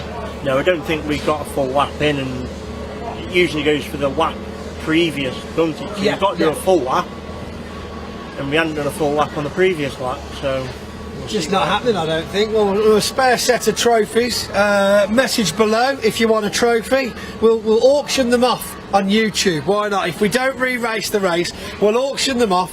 Head over to official BTRC on Instagram, and we'll do an auction for a trophy from the race that never happened. Come on, lads, have a whip round. We can get first. There we go. Well, I say you never know, do you? You can still put it on your mantelpiece. No one will know. No one will check it out. Well, Craig, obviously you guys are chilling at the moment. You've not got too much to do before the next race. Rushed off the feet here. I can see. Have you even had to wash it? Briefly. Briefly. Mud off it. Other people sprayed up at you. Yeah, blowing the cobwebs off it because we haven't done much racing this weekend. Nothing so far. Plenty of practice though, you had qualify this morning, you had two practices yesterday, practice Thursday, was it or not? Did practice yesterday, 2 practice sessions yesterday. I think qualifying was cut short this morning because of the weather. It was, yeah. It's been a very weird day for the weather, hasn't it? It's caused us a lot of issues, but fingers crossed we can... Who's this? It's whose birthday? No, we've got a birthday in camp today. Whose birthday is that? Who's that? My partner. Where's she going? Where's she going? Just took a badge off there. Just going to say...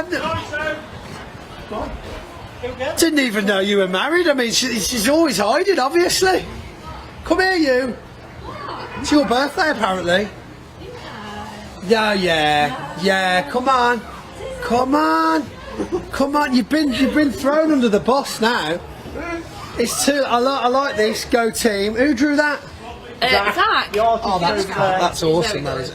And so happy birthday. Thank you. Now, obviously, being Craig's better half, we've actually done this a few times this year. Spoken to the other half. Yes, and it's actually been interesting to get a different. You've got to be honest, and you're allowed to be honest.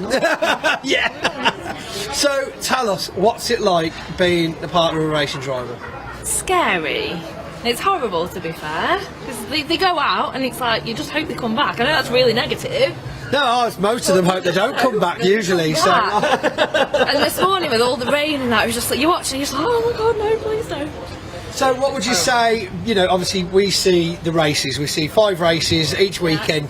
What goes on in between the meetings? Because, we speak to people like Leona, Stuart Oliver's missus, and it's like just the amount of work that goes on behind the scenes. It's all about loading the trucks, getting the food, sorting out the bedding, goodness knows what. It's a huge operation, isn't it? It's massive, yeah. I mean, the week before we come, it is literally, like you say, shopping, trailer sorting, last minute prep on the truck. But the weeks leading up to it, we don't see any of these lot. All the wives and girlfriends, hands down to them. Really? So they don't see any of them, yeah. Just go for they're it. fixing the truck, doing what they need to do to it. And do you think that's a good thing or a bad thing? Would you rather them be at home, or are you happy to get them out of the house for they a have bit? to cook one meal, so it's great. Oh, that's awesome. That's what. Speaking of cooking meals, I can smell something quite nice. What have we got cooking? Just some chips and pizza. That's what it'll be. Just chips and pizza. Just chips and pizza. Yeah. That's birthday party food. We've got beef stew tomorrow, barbecue tonight, chicken curry last night. So trying to cater for well, if it doesn't work out here, you can always work on a cruise liner, couldn't you? I could do. I can't sing though, so. No, as a chef, I meant. Like, not. Oh no, I'm not that good. I'm really not that good. I don't know. You haven't been on some of the cruises I've heard about, I tell you. Right, well, many happy returns. Thank you for all the effort that you put in, with Craig more than anything else. And have you got any words of encouragement for him for the next race? Don't bin it. Don't bin it. You heard it here first. Thank you. Happy birthday. Let's move on. You're in trouble for throwing her under the bus now, I tell you. Oh my goodness me. Right then. It's starting to rain, which means John won't come out from under the tent now. That's it. We've lost him. It's sun and rain. He doesn't like it. Wicked Witch of the West, I reckon. Anyway, I think we're going to throw back to some fantastic footage that we've had from earlier on this season, and we'll join you hopefully after a short break, and we'll get some more racing underway for you. I've been Pointy, the reporter, doing reportery things. We'll see you very soon. Seen this trailer? If you have, take a photo when safe and then send it to us. All for a chance to win one of our 5 miniature truck and trailers.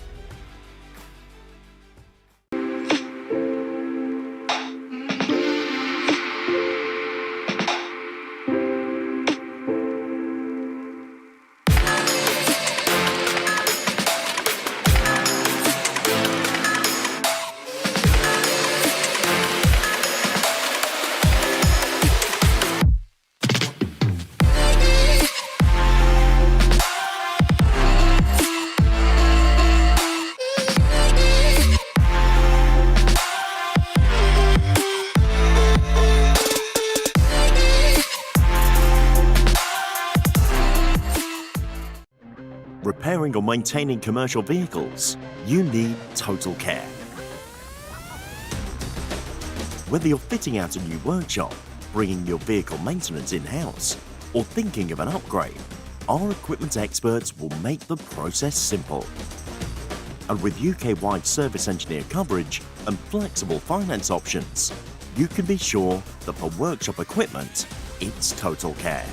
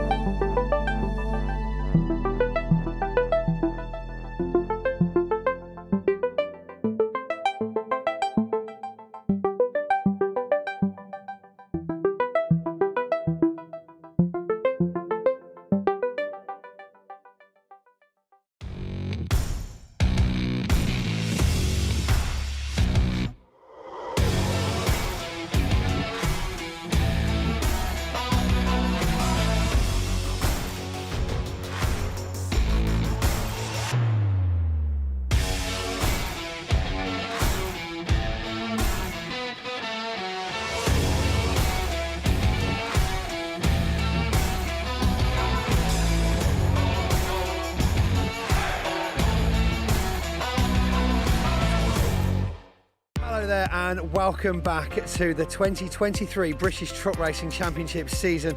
My name's Pointy, and you're about to see some fantastic racing action as we go through the year. Just looking behind me, we've got drivers briefing going on as we speak, as they're all gearing up for the first race of the weekend. Let's have a look at the grid for race number 1 then. Division 1 starts off from the front. It's the reigning 7 times consecutive champion Ryan Smith who will start on pole for the first race of the year alongside David Jenkins. Simon Reed and Stuart Oliver on row 2, the 10 times champion in the number 7 Volvo. Jock Borthwick, new to Division 1 this year, starts alongside Bradley Smith on row 3. Stephen Powell and Michael Oliver on the 4th row. John Bowler making the step up to Division 1 this year. He's on row 5 alongside Simon Faulkner. Then Craig Reed, the former Division 2 champion, alongside Simon Cole, back in the championship full-time this year, on the 6th row. And then Ricky Collett rounds out the Division 1 grid in his MAN. Tom O'Rourke, who was fastest in qualifying, will start from the pit lane. Division 2 will start behind Division 1 as always. It's Adam Bint in his Volvo alongside John Powell at the front of the grid, then Craig Evans and welcome returnee Jim Bennett on row 2. No Paul Rivett, he's a non-starter for race 1. Tom O'Rourke starts from the pit lane. The biggest machines in British motorsports. Ready to rumble here at Brands Hatch, a brand new season for the British Truck Racing Championship. There's Jim Bennett in the classic Seddon Atkinson Strata at the back. Great to have the truck racing veteran back after a couple of years away. Here we go then. Pace truck is in pit lane. Ryan Smith and Dave Jenkins, the arch rivals, lead them up towards the red lights. It's time to go truck racing in 2023. Wait for the power to come on. The pack is unleashed, and here we go, down towards Paddock Hill Bend for the first time. Ryan Smith takes the lead from the inside line ahead of David Jenkins. Now, are they all going to get round Paddock Bend okay for the first time? John Bowler running up wide on the outside line. Looks like they've all made it round the Division 1 trucks. It's flying Ryan Smith, who leads up towards Druids Hill Bend for the first time. We go on board with Jock Borthwick in the 32. They swing right through, and he's been hit. Jock Borthwick's tangled up with Stephen Powell. They go off. Oh, Michael Oliver's caught up as well. Bradley Smith's gone off too. Well, 4 trucks involved there. Borthwick's getting going again. And well, it's certainly first day back at school, isn't it? 4 trucks off at Druids. Let's hope they can continue. Ryan Smith leads from David Jenkins. Stuart Oliver third. There's a hole been created in the field there already. The first 4 left clear as a result of that tangle. The Reed brothers in 4th and 5th. There's mayhem at Druids, and not surprisingly, the red flag is coming out. Let's take another look and see what happened there. They charged their way up to Druids for the first time. Watch the 32 and the 3. Stephen Powell just charged kamikaze up the inside there and sent everyone else skittling, I think is what happened. Dear oh dear. 4 of them off. And luckily everybody else was able to get through on the inside. Bradley Smith there, looks like his steering was broken. He went into the gravel. Well, that was just an over-optimistic move, I would say, there from Stephen Powell. Just charged up the inside, clipped Jock Borthwick first of all, sent him spinning around. He went into Bradley Smith, and then they charged into Michael Oliver and sent him into the gravel. Here we go then, let's try again. Ready for a restart. The pace truck is in pit lane. Ryan Smith and David Jenkins ready to lead them off once again. Waiting for the red lights to go out. And we're back underway. Super start by Ryan Smith. David Jenkins moves across to protect second place, but Ryan Smith's away and gone already. He's about 3 truck lengths clear as they head into Paddock Hill Bend for the first time. Side by side between Simon Reed and Stuart Oliver for third. Bradley Smith round the outside into 5th position as they thunder their way up towards Druids. Let's hope they all get round this time. Stephen Powell positioning himself on the inside once again, but he's got it slowed up this time, just ahead of John Bowler on his Division 1 debut. They're all round Druids okay for the first time. Adam Bint leads Division 2, down into Graham Hill Bend for the first time. Division 2 staying with Division 1 for the moment. Simon Cole just ahead of Adam Bint there. Bint leads Division 2 in the Volvo Whites, the older Volvo than Stuart Oliver's example, as they come round towards Clearways for the first time, and Stephen Powell's off again. There is something wrong with that truck. Whether it's steering or brakes, I'm not sure, but again, it just didn't turn there going into Surtees. Luckily, he didn't collect anybody that time. I think that's going to be end of race for Stephen Powell. At least he hasn't got far to go to get spares, based on the same road as Brands Hatch outside the circuit. Over the line they go. Simon Cole might be in trouble here as well. He's dropped back behind some of the Division 2 runners there. There's Tom O'Rourke as well. He's up to speed once again. So it is Ryan Smith who leads from Jenkins, Simon Reed, Stuart Oliver, Bradley Smith, John Bowler. Then it's Craig Reed in 7th place. Simon Faulkner going well, learning all the time. His 2nd full season of truck racing. Tom O'Rourke's got past Simon Cole in the number 41. No Michael Oliver out there or Jock Borthwick, damage from the incident at the start of the race. There is O'Rourke coming through. He's eager to make up for lost time after losing his pole position. There's a battle developing between Faulkner and the very experienced Ricky Collett. O'Rourke's got ahead of John Powell now, trying to catch his fellow Division 1 runners. Ryan Smith continues to extend his lead. 2 seconds clear now of David Jenkins. Simon Reed in 3rd. Stuart Oliver, the 10 times champion, is 4th. Bradley Smith, none the worse for that tangle on the first start, is rounding out the top 5. Craig Reed, John Bowler, sorry, in 6th place ahead of Craig Reed. Ricky Collett has a look there at Paddock Hill Bend on that newly liveried number 92 truck, and it's very dark grey livery. Brilliant looking truck that is. Collett has another look at Druids. I don't think he'll get through there. Simon Faulkner bounces over the curb in the Iveco Stralis, one of 3 Ivecos on the grid.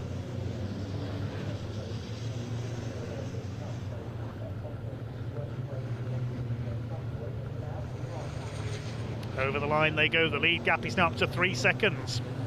Ryan Smith pulled away by nearly a full second that time around. Tom O'Rourke's got ahead of our Division 2 leader. There is the Oxfordshire driver, number 5, Adam Bint, in the Volvo white Aerodyne. Should be a Volvo black, really, in that livery, shouldn't it? That was the first truck to use the new HVO fuel, as Ricky Collett finally gets past Simon Faulkner.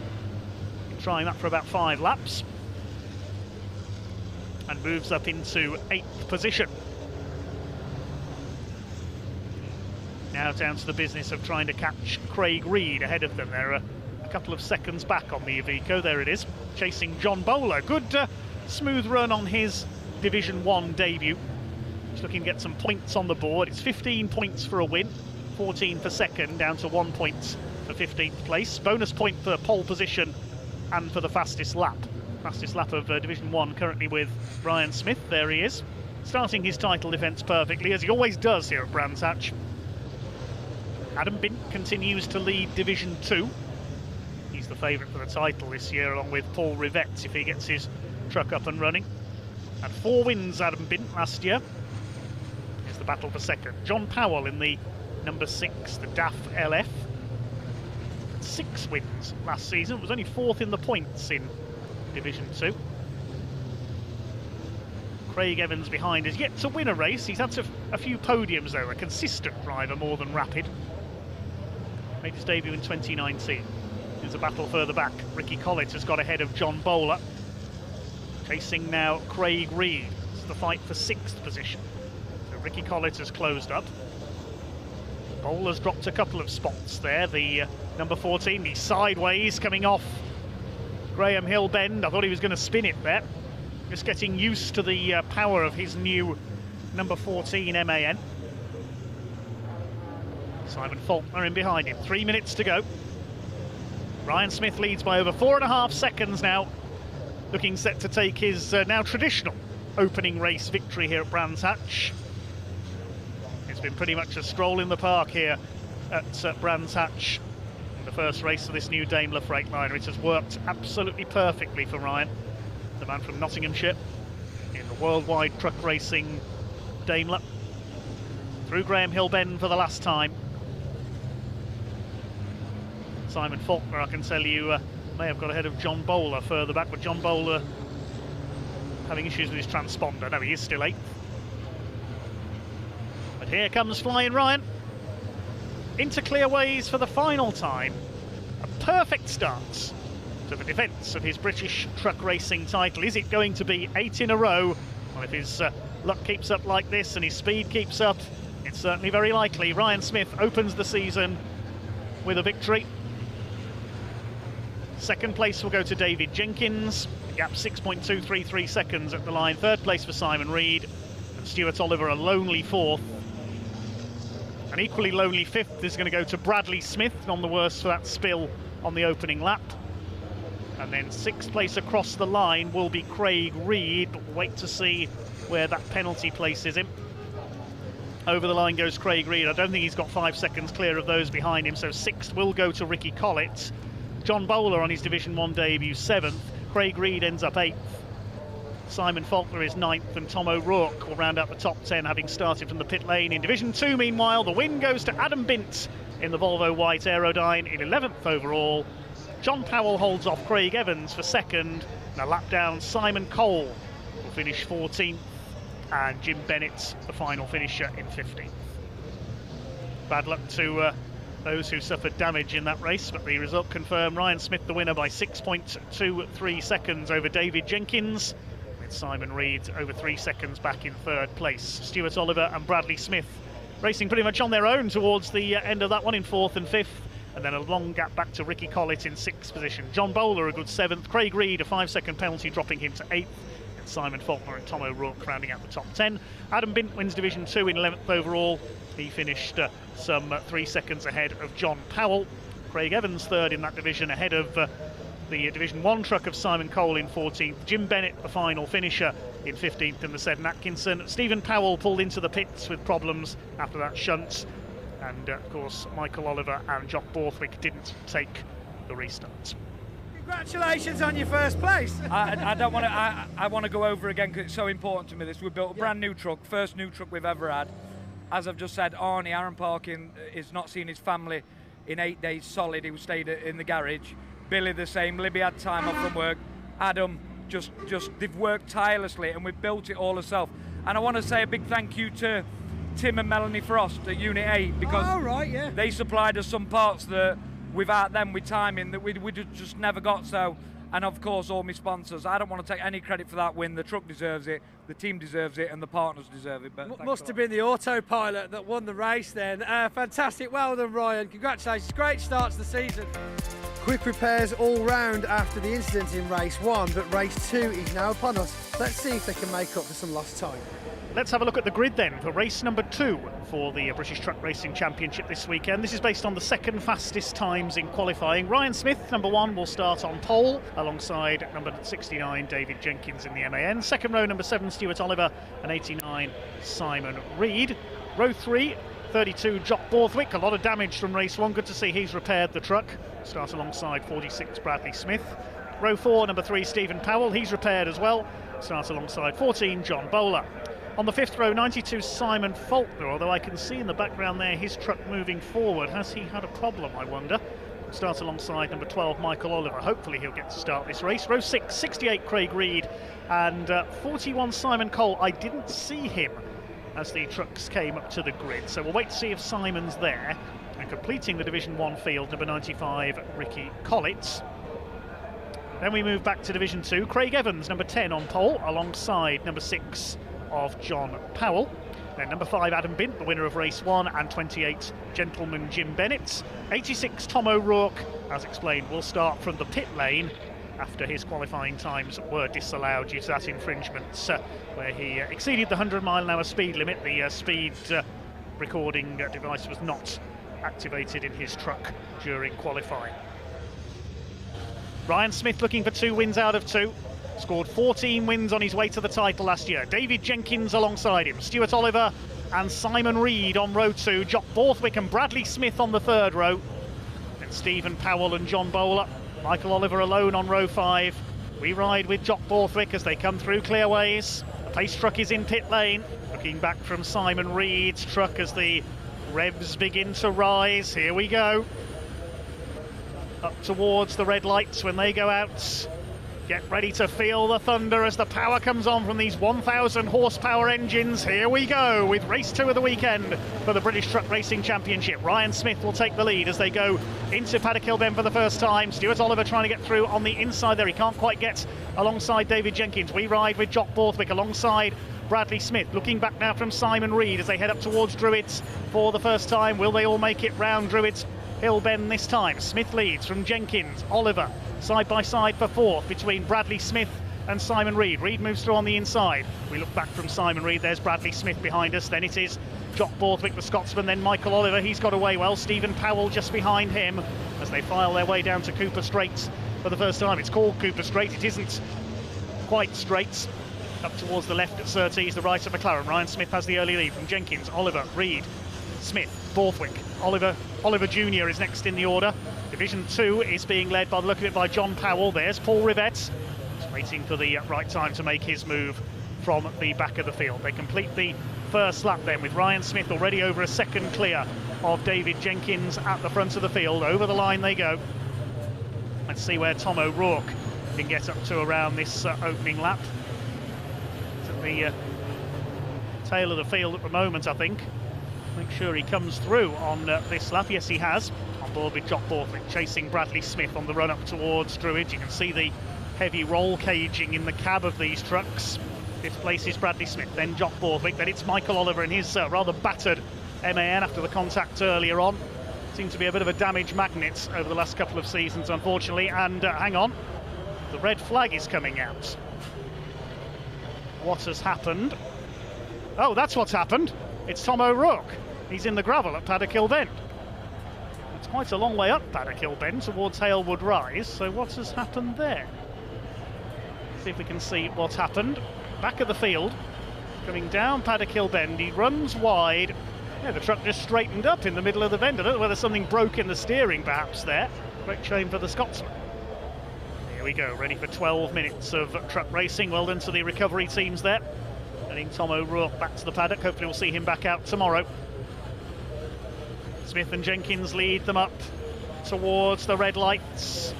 The power comes on and away they go. Quick start by Stuart Oliver. Watch the number 7. He could get past David Jenkins here in the second place. He won't get ahead of Ryan Smith. But I think Oliver's got the inside line. Yes, he's up into second place as they head down Paddock Hill Bend for the first time. 1 or 2 trucks running wide. Got one into the gravel. That's Michael Oliver. John Bowler's run wide as well. Oliver keeps his foot in. He keeps it going at the back of the Division 1 group. Will they all get round Druids? Okay, Bradley Smith running wide in the 46 truck. It's Smith who leads from Oliver. Jenkins. Jock Borthwick is in 4th place. Then it's Simon Reed, Stephen Powell, Bradley Smith. Next through is Craig Reed, then Bowler, Collett. Michael Oliver recovering from that off, missing the side panel you can see on the number 12 truck. As they start to sort themselves out around this Brands Hatch Indy circuit. We'll look back quickly to see who's leading Division 2. It's John Powell who's got away best in the DAF, number 6, ahead of Craig Evans and Adam Bint. Oh, Michael Oliver's incident pack weekend continuing. I had a bad feeling he was going to get bogged down in the gravel there, but he kept it going. Ryan Smith will lead as they complete the first lap. Then he's already over a second clear of Stuart Oliver in second place. Now into Paddock Hill Bend we ride with Jock Borthwick chasing now David Jenkins. Good start from Borthwick up into 4th place ahead of Simon Reed. Craig Reed in behind Bradley Smith. Looking back to see the leader of Division 2 is still John Powell ahead of Craig Evans, Adam Bint and Paul Rivett. Jim Bennett in the older Seddon Atkinson has already dropped away. It's good to have Gentleman Jim back in the championship this year. Certainly one of the friendliest teams in the paddock, the Team Bennett squad. Up the hill towards Druids, and Jock Borthwick a little bit wide there over the curve. He almost dropped onto the gravel, holds it together, swings it in. Up on the inside there's Simon Reed, and he goes through, forces Jock Borthwick to go wide. It's a good move by Simon Reed. Good aggression from the Iveco pilot up into 4th position. Down to 5th goes Borthwick. The white and tartan liveried MAN, the colours of My Name's Doddy. Ricky Collett staying ahead of Michael Oliver. Ricky Collett with a down on power engine this weekend. He's had a few engine problems, that truck, over the last couple of seasons. Had a nasty crash with it at Thruxton back in 2020. Oh, and say engine problems, a great flash of flame. Goodness me. Ricky Collett needs to get out of there. He slides it to a halt against the barrier. Well stopped, Ricky Collett. I hope that truck is not going to burst into flames. Something blew up there. I hope that was just the turbo and not the engine going for a Burton. Ricky Collett very much out of the race. Let's have a look again there as they came down the straight. Watch the back of Ricky Collett's truck here. Bang! Something went up in a big way there. Hopefully that's not the engine detonating, hoping it's just the turbo. Yes, the red flag has come out, presumably to deal with Ricky Collett's truck. So we'll see if things are okay down there on the entry to paddock, and we'll wait to see what will happen with this race. Such a shame for Ricky, he doesn't have much luck, unfortunately. Well, with the large amount of oil that has gone down from Ricky Collett's truck, the race has been declared at this point. Ryan Smith given the win ahead of Stuart Oliver, with David Jenkins completing the podium. Simon Reed in 4th place ahead of Jock Borthwick and Stephen Powell. Bradley Smith in 7th place, then Craig Reed, John Bowler and Michael Oliver complete the top 10. John Powell wins Division 2 ahead of Craig Evans and Adam Bint. Paul Rivett in 4th place, and it is Jim Bennett who completes the 15 finishers in our second race of the weekend, curtailed early due to that engine failure for Ricky Collett, and that will be, I think, the end of his weekend. Well, it seems to be a plethora of red flags this weekend so far, with Ricky Collett exploding his engine into more pieces than it's meant to be in. But of course, Ryan Smith and John Powell taking first place for their consecutive championships. We're now going over to race 3, the first one of Sunday here at Brands Hatch. So the grid lines up as follows. It's Division 1 newcomer John Bowler who will start on pole in number 14, his MAN, alongside the Iveco of number 68, Craig Reed. Second row, number 46, Bradley Smith in his MAN, alongside the 10 times champion, number 7, Stuart Oliver in the Volvo VNL. Row 3, the Iveco of Simon Reed, number 89, alongside 69 of David Jenkins with his MAN. On row 4, it is the reigning 7-time champion Ryan Smith in the Daimler Freightliner number 1, alongside 92 Simon Faulkner with his Iveco. Row 5, 86 Tom O'Rourke had a tough day yesterday, ended up in the gravel in race 2 and broke the steering on his MAN. Lines up alongside Simon Cole, number 41, with his MAN, graduating to Division 1 this year. Row 6, number 32 Jock Borthwick picked up a fair amount of damage in a collision with Stephen Powell in yesterday's first race, but managed to repair his MAN. Stephen Powell does line up alongside him, and number 12 Michael Oliver with his MAN, son of Stuart, completes the Division 1 grid. Then there's a gap, and we move to Division 2. The grid reversed from the results of race 1, so it's Jim Bennett, number 28, in his venerable Seddon Atkinson, who lines up on pole alongside number 10 Craig Evans with his MAN. The number 6 of John Powell in the DAF, he had a win yesterday, as did the man alongside him, number 5 Adam Bint with the Volvo White. And completing the grid, number 22 Paul Rivett. Here we go, the big rigs ready to rumble on the Brands Hatch Indy Circuit. Jim Bennett alongside Craig Evans looking for his first Division 2 win. There's Adam Bint in the Volvo, John Powell alongside him, they had a win each yesterday. Paul Rivett behind them, the ex-saloon car star. Here we go. John Bowler and Craig Reed lead them up towards the red lights. Over 19,000 horsepower about to be unleashed.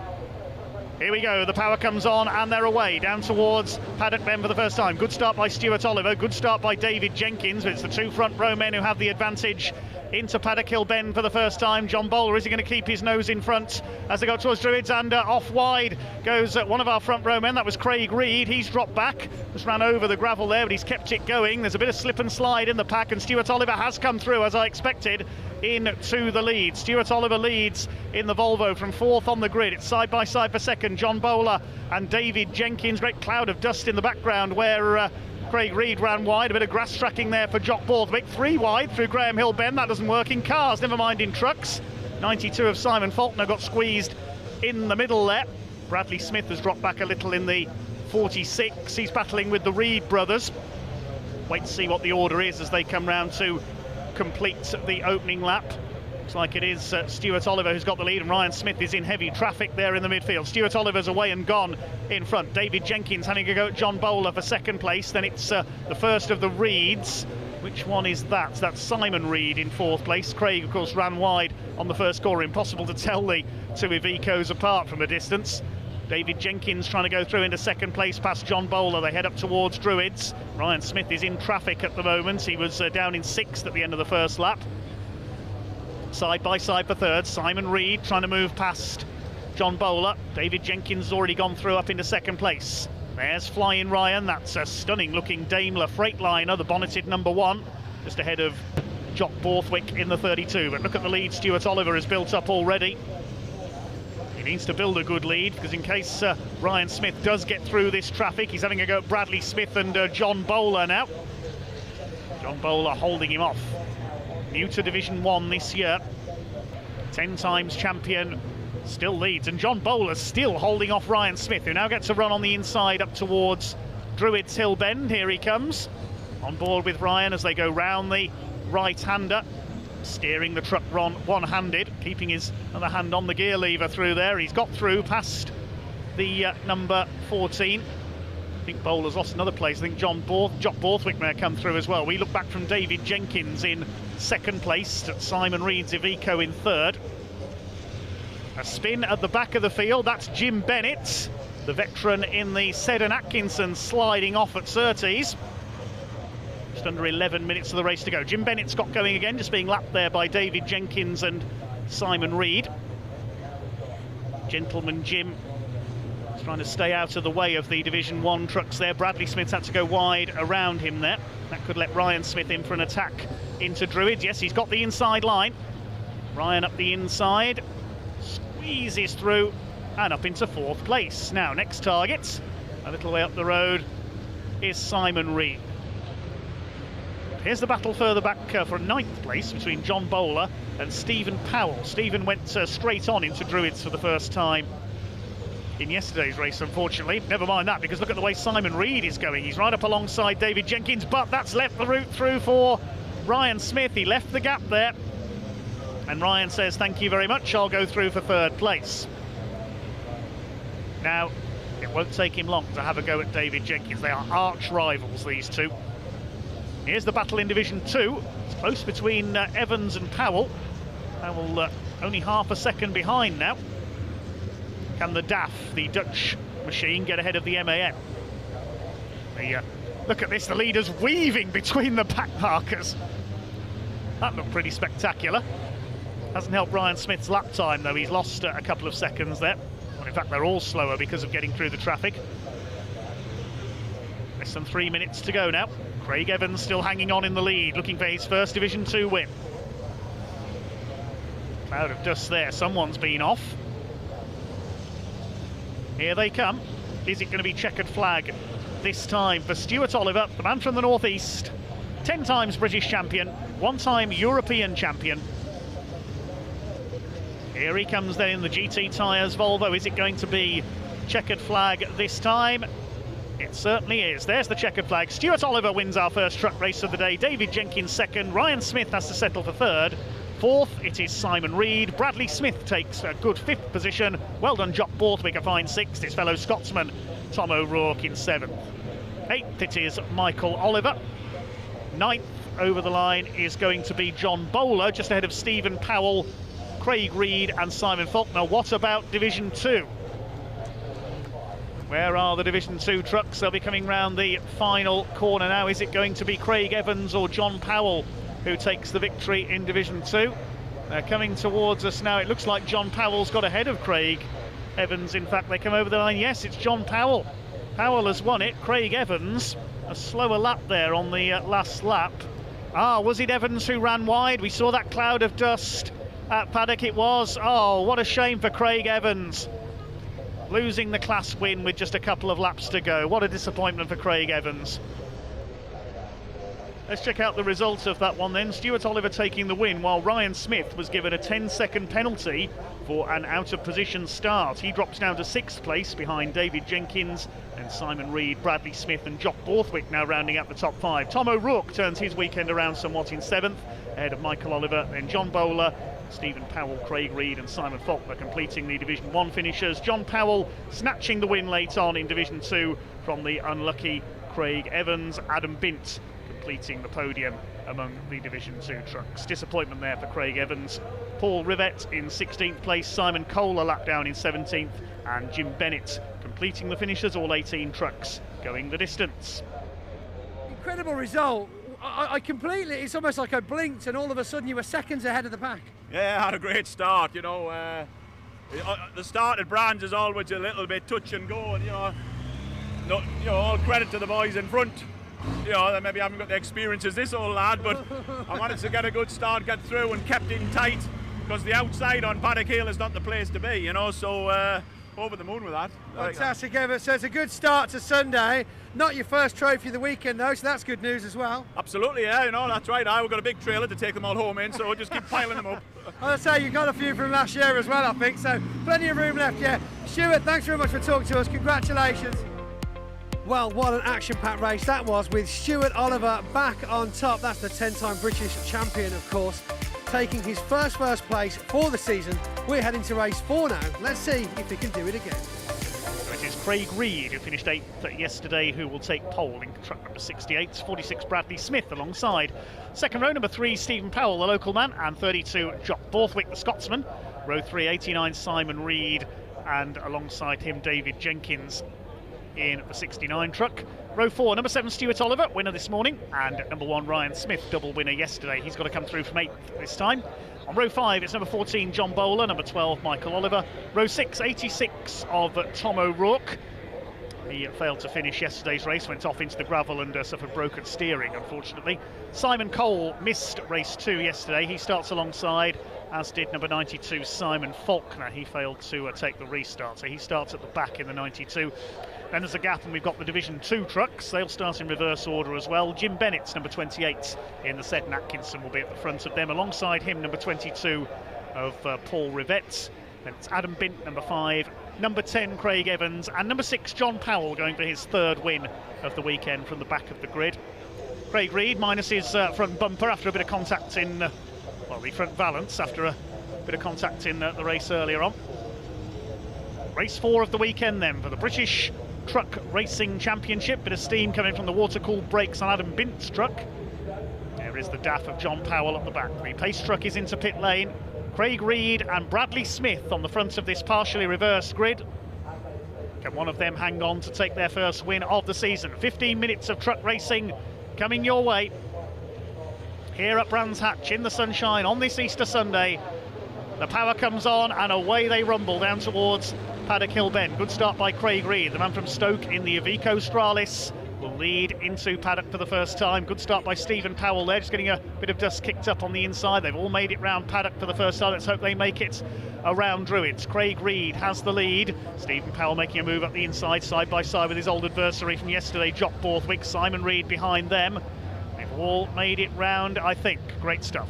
David Jenkins running a bit wide there. We're on board with Craig Evans, giving chase to Simon Cole in the number 41. We're having a few teething troubles with his MAN, known as Eleanor, this weekend.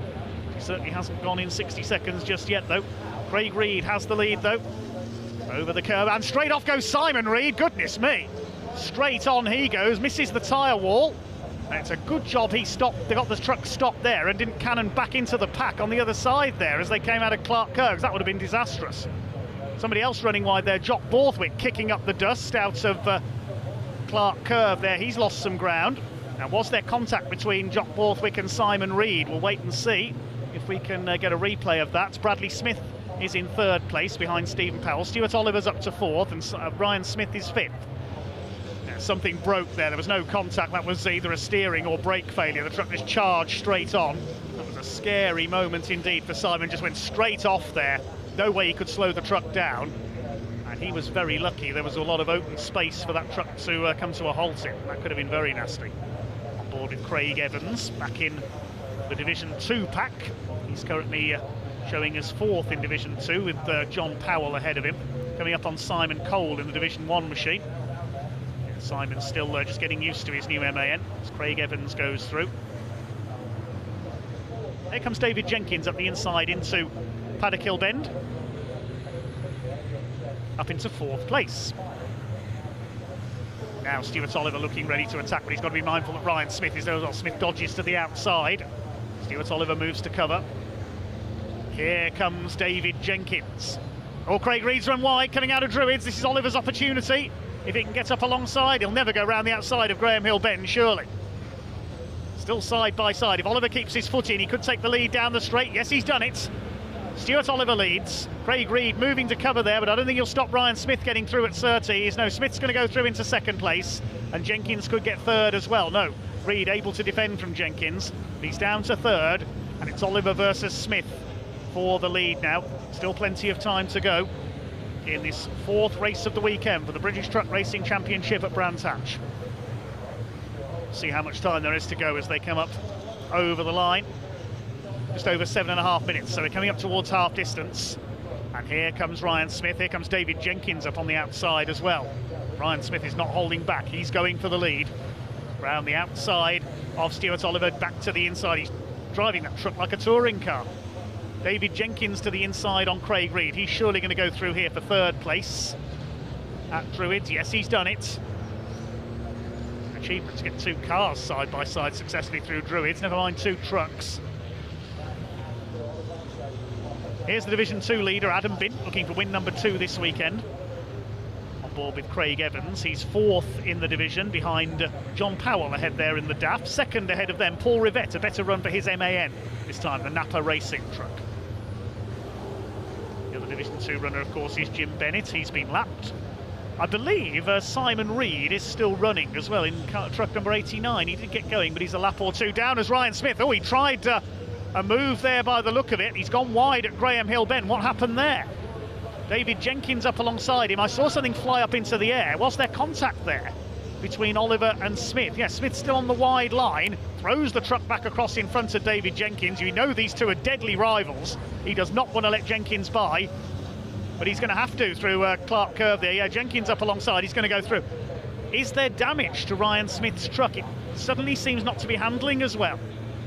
Was there contact there with Stuart Oliver? We didn't see going into Graham Hill Bend. Ryan Smith was up behind Stuart Oliver coming down to Graham Hill Bend. I think he almost clipped the back of him, but he didn't expect Oliver to go so wide into the corner. It's enough to drop him back. He's back up the inside though on David Jenkins into Druids. He goes through. He'll be fired up now, Ryan Smith. Stuart Oliver, you can see him moving to defend as they come down towards Graham Hill Bend. Is it going to be win number 2 for Stuart Oliver?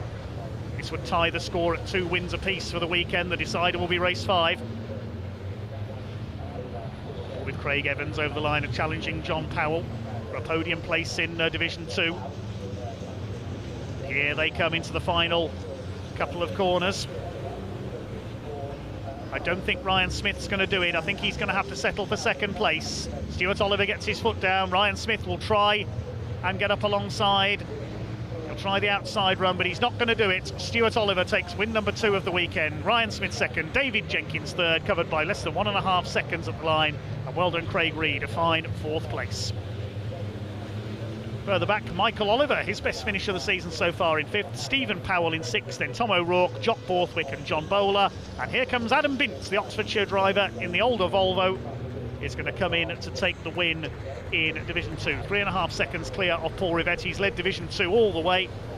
We're on board with Craig Evans. He chases them home. Bint takes a clear win in Division 2. Paul Rivette gets his best results of the season in 2nd, and John Powell just holds off Craig Evans to take 3rd. They were the last trucks on the lead lap. Behind them, Simon Cole a lap down, then Jim Bennett. Simon Reed should come in as well. Trademark sideways celebration from Adam Bint. Shades of Kurt Goranson, who took so many wins in a Volvo similar to that in the late 80s and early 90s. And it was Stuart Oliver who went on to victory ahead of Smith and Jenkins, covered by 1.4 seconds at the line. Craig Reed in 4th ahead of Michael Oliver. Good result for him. Good battle with Stephen Powell. Tom O'Rourke 7th, battling fellow Scotsman Jock Borthwick. John Bowler taking 9th, and well done Adam Bint, 2nd win of the weekend in Division 2. Paul Rivette behind him ahead of John Powell and Craig Evans, then Simon Cole and Jim Bennett a lap down, completing the top 15. Simon Reed did get going again after a visit to the pits. He was the only other finisher because Bradley Smith sadly dropped out. Let's head down to Pointy in pit lane. Once more this weekend, Mr. Stuart Oliver, let me give you a pat on the back, sir. I can't believe I'm talking to you again with Ryan Smith snipping at your heels that entire race pretty much. The pressure you must have been under to keep Ryan back the second half of that race. It was so close. Yeah, I knew he was there, but I knew Dave was behind him, and Dave wouldn't be giving him any grace, so I was sort of playing it a little bit. But no, he was there without a doubt, you know, but I enjoyed it. That's what we come for, you know what I mean? That's proper good. Well, you join us down here right at the far end of Parc Fermé, of course. That means because we're with the first place Division 2 driver, Adam Bint. Adam, congratulations on that win. Well deserved. Yeah, it was a nice drive, and I managed to keep up the Division 1 as well. And it's nice to be mixing it up with other people as well. It is interesting because obviously Division 1 on paper is just one group and then Division 2 separately, but out on the circuit we're seeing quite a combination of position changes, aren't we, where we've got Division 1s dropping back, Division 1s that are close to the front, and like you said yourself, the Division 2s getting mixed up in the action. Yeah, there's a lot of people, new trucks and new bits of kit, and they're having teething problems, and obviously we're capitalising on them issues they're having, and it's just making for a good viewing. Adam, thank you very much for talking to us. Let's get you over to that podium and give you some silverware. Adam Bint, first place, race 4 in Division 2 here at Brands Hatch. Well, would you, Adam and Evie? Stuart Oliver, in fact, making it 2 first place podiums for the start of the season here at Brands Hatch, and Paul Rivett taking his first podium of the season. Let's head over now to the last race of the weekend and see if we can get through this one relatively unscathed. This grid is based on the race this morning, race 3 with the top 8 in Division 1 reverse. So it's Michael Oliver, number 12, on pole position alongside 86 Tom O'Rourke. Finally gets a decent start on the grid this weekend. Jock Borthwick on row 2, number 32, alongside 46 Bradley Smith. Hopefully he's ironed out his gremlins from the last race. Simon Reed, 89, on row 3. Ryan Smith on the outside of the third row in the number 1. Then David Jenkins and Stuart Oliver. Ryan Smith and Stuart Oliver, 2 wins apiece so far this weekend. Row 5, number 14, John Bowler, alongside 3 of Stephen Powell. And Craig Reed in the 68, 92 of Simon Faulkner. Simon Cole, we're told, won't be starting. Unfortunately, the 41 truck, he's had some teething problems with that. And yes, he's not there at the back of the field. Division 2, Jim Bennett, number 28, heads up the grid alongside the 22 of Paul Rivett. Then Adam Bint, number 5, and Craig Evans in the number 10. John Powell, number 6, at the back of the field. 2 wins apiece for Adam Bint and John Powell. Will we see one of those two take a hat-trick, or will we see a new winner? Revs beginning to rise from these 12 and 13 litre turbocharged engines. Ryan Smith guides the number 1 Daimler Freightliner around. They're in line 2 by 2. Here we go. Tension mounts. The revs start to rise. Race truck is in pit lane. Michael Oliver and Tom O'Rourke lead them up towards the red lights. The power is unleashed and away we go down towards Paddock Hill Bend for the first time. Good start by Tom O'Rourke from the outside in number 86. Looks like he's going to take up the lead. Oh, they've tangled. The 2 front row men go off and wallop straight in we go. Oh dear. Michael Oliver and Tom O'Rourke into the barriers. That's surely going to be a red flag instantly. Yep, the red flag is out straight away. Let's hope both the drivers are okay. O'Rourke tried to go around the outside, but he wasn't quite clear of Michael Oliver as he turned in. He comes across, there's the contact, and they can't get away from each other, and then walloped. There's the contact as O'Rourke turned across Oliver. Big impact into the end of the tyre wall. O'Rourke's truck lucky not to tip over onto its side there. The DAF Pace truck makes its way into pit lane. Well done to everyone once again involved in the clean-up. Thankfully the drivers involved are okay. And here we go with our final truck race of the weekend. 12 minutes of racing coming your way. Jock Borthwick and Bradley Smith to lead them away. Here we go. Down towards that first corner, we're on board with Ryan Smith. He'll slot in behind Simon Reed as they move into the first turn. Bradley Smith trying to go around the outside. Drivers taking it fairly carefully through Paddock Bend that time. And away they go up towards Druids Hill Bend for the first time. Jock Borthwick has the lead in the number 32. Bradley Smith in second, then Simon Reed, Ryan Smith, David Jenkins and Stuart Oliver. John Bowler gets leaned wide there by Stephen Powell. Craig Reed in behind. Board again with flying Ryan Smith. They swing their way through the left-hander at Graham Hill Bend. See Ryan has the steering wheel set fairly high there, working the wheel as he heads down towards Cooper Straight, still in 4th place. Needs to get past Simon Reed in the 89. It's past the point where he went flying off earlier on today. The Reed trucks, you still can't tell them apart because they're now both missing their front bumpers. Who's leading Division 2? Looks like Paul Rivett has come through. Indeed he has, to take the lead in Division 2 ahead of Adam Bint.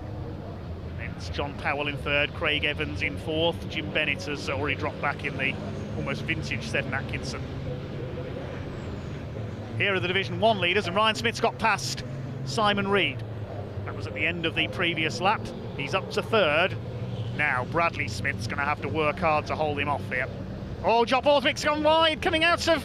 thought he was going to spin there, coming out of Druids. This is going to let Bradley Smith attack for the lead. No, Borthwick's held it. That was a dicey moment there. I thought Jock Borthwick was going to go spinning into the tyre wall. Here comes Ryan Smith. I said he'd make short work of Bradley. Surely it's only a matter of time before he takes Jock Borthwick for the lead. Now that's MAN is not handling well. Simon Reed back up the inside. Bradley Smith's going to fall back now, I think. Here comes Ryan Smith once again. Not going to take him long to get through here. He's on the inside line going down into Paddock Hill Bend. No, Jock Borthwick holds him off this time. Simon Reed's going for third on the inside of the 46 of Bradley Smith. Behind them, Jenkins and Oliver. A bit of contact there as they come up the hill towards Druids. We're on board with Ryan Smith. He's surely going to go through. They think it's all over. It is now. And Ryan Smith takes the lead. I said it wouldn't take him long. Took him around a lap to get through once he dealt with Simon Reed. These two have been the top men in Division 2 all weekend. Paul Rivett further back in third. Yeah, Craig Evans has dropped quite a long way behind. He's still there. And here comes Adam Bint. He's never going to get round the outside at Graham Hill Bend. You can't do that in a car, barely, never mind a truck. He might have him here, though. On the run up Cooper Straits. Can he get the nose down the inside into Surtees? This is going to be interesting.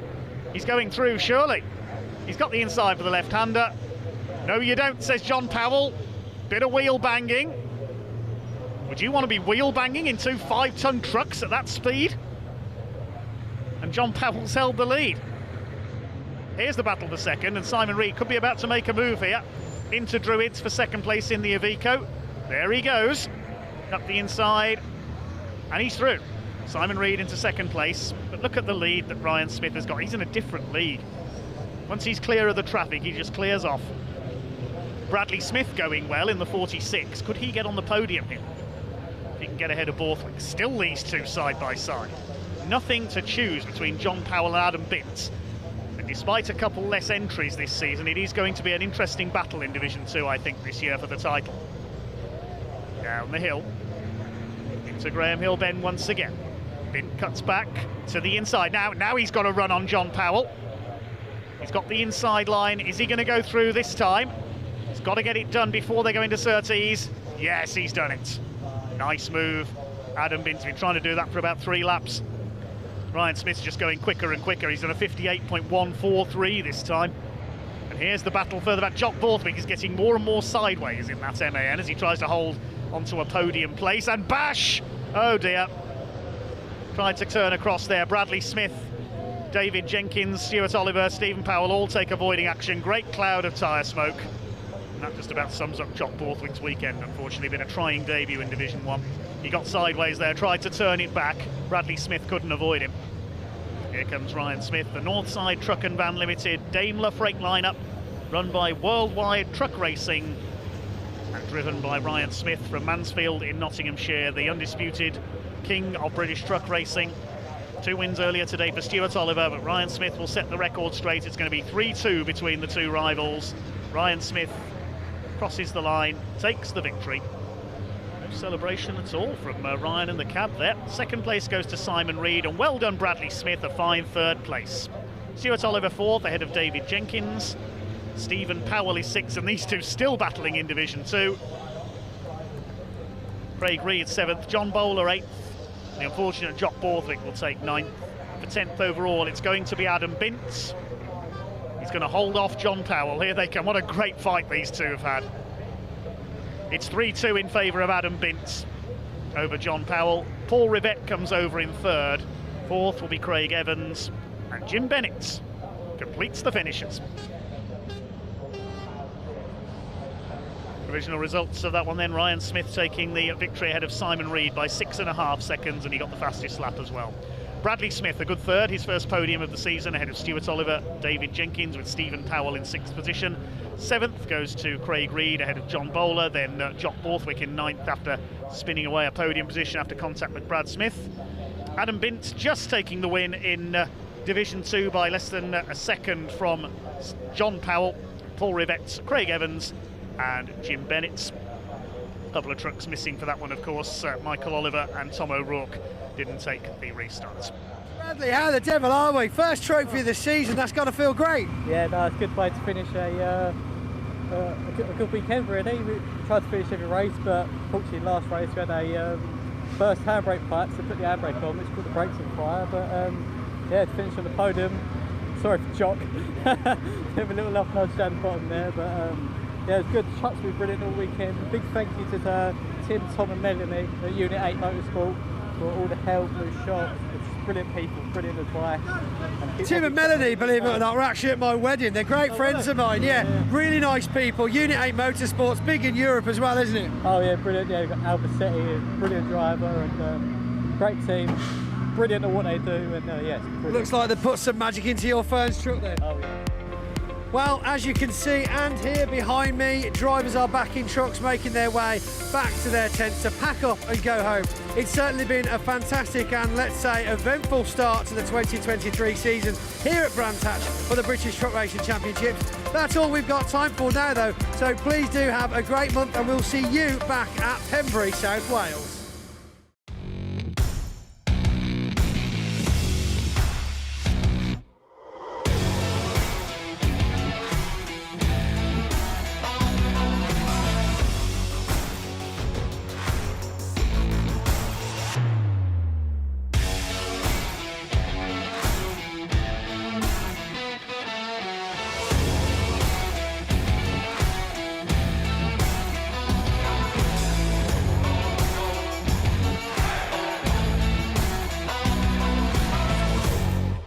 Have you seen this trailer?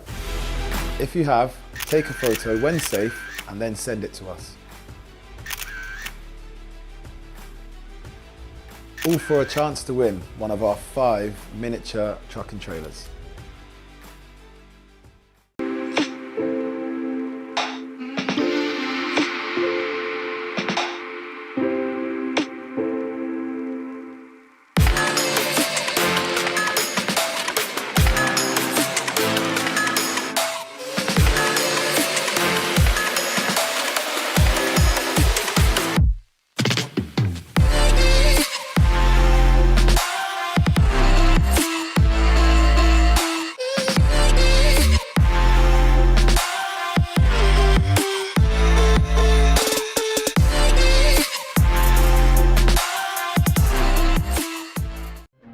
Repairing or maintaining commercial vehicles, you need Total Care. Whether you're fitting out a new workshop, bringing your vehicle maintenance in-house, or thinking of an upgrade, our equipment experts will make the process simple. And with UK-wide service engineer coverage and flexible finance options, you can be sure that for workshop equipment, it's Total Care.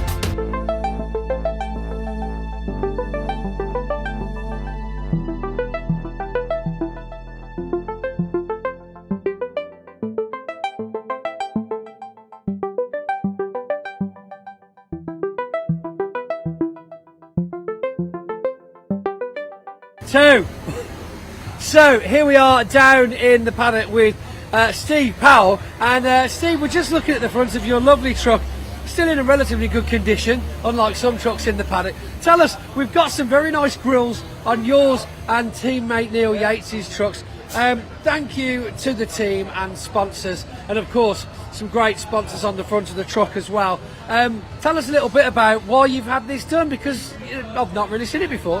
Well, it's never been done before, and we've had to change the grill because we was overheating the intercooler. We decided that like the last couple of meetings, so we thought we'd get a new grill, and it's very hard to thank everyone in one go, and it's impossible basically. So I thought, you know what, we're going to use this space, we'll get it done, and had this idea, and it's actually worked. It's come out really, really well, and it's just to say thank you to everyone that supported us this year, for the last 16 years, and puts it in a nutshell really. And then I was hoping the lad who does the interviews comes over and asks me a few questions about it so we get it on telly. Oh, we'll have to try and find him later on. You can let him know, he's alright I think. Yeah. So and we've got some new sponsors coming aboard for next year, but this is a thank you just to everyone in general, because you can't list them all. I mean, my mum, my wife, my kids, everyone. There's a lot of people, isn't there, so many involved? people, and I don't want to drop names and that on an interview, but it's just put it on there, and I think it stands out quite well. And it's just a good point, mate. So And more importantly, back to the technical side of things, it obviously allows a lot more air into the air intake, intercooler, air filter, everything benefits. well, absolutely, yeah. I mean, we only literally found this out when we was at Pembury last event, so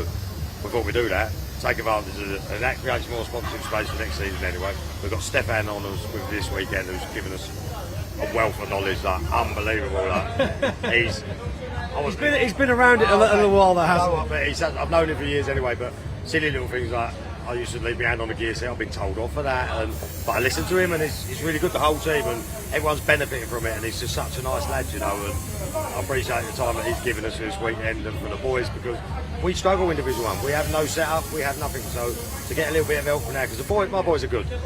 And, They are hard workers. They are very hard workers, but sometimes I can't give them what they need, and vice versa. It's very difficult. So yeah, it's going really, really well. And like, obviously we've had a few red flags today, and we got up to 5th. But let's see what happens in this race. So. We need to get in the tracks. Well, there we go. So that's all we've got time for down here in the paddock. Hopefully we'll get a full race. It's been raining, we've got sunshine. It looks like it's going to be another exciting afternoon. Not hoping they'll get the full race, but let's try. Let's try. Right, you heard it here first. Let's try, ladies and gentlemen. That's what we've got time for down here in the paddock. So they're all getting out. I will try and find you another driver, but I'm not promising anything.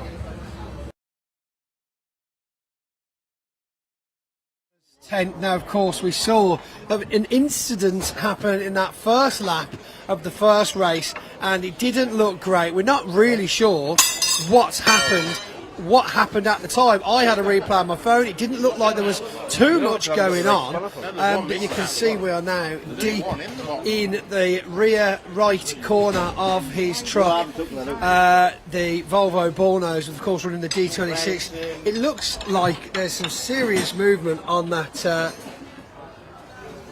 on that axle. It's one half of it is facing a direction that the other side is not, and considering the back of the truck is meant to essentially just be straight, it doesn't look too good.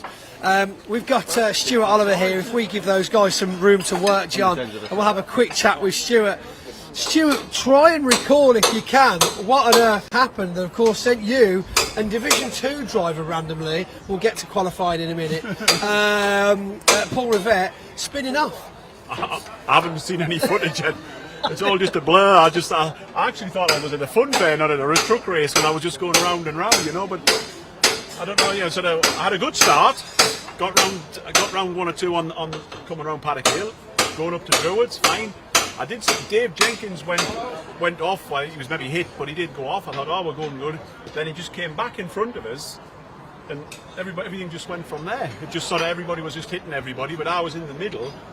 But I couldn't do anything other than go round in circles. Of course, the spectators, we were all watching first corner, as you would, you know, nothing happened, everybody sailed through clean as anything, and then further in front of you, there were 3 trucks abreast going down that hill. We're thinking, oh, this could get exciting, and then we blink, and behind them all is you and Paul Rivett doing a pirouette, and it's like, what on earth just happened? I mean, we saw the replay, we can't see anything major, like, whoa, that was definitely what, it's like, what on earth happened? And then we think, oh God, what a shame. Paul Rivett, Stuart Oliver, second place in both their championships, taken out in the first race.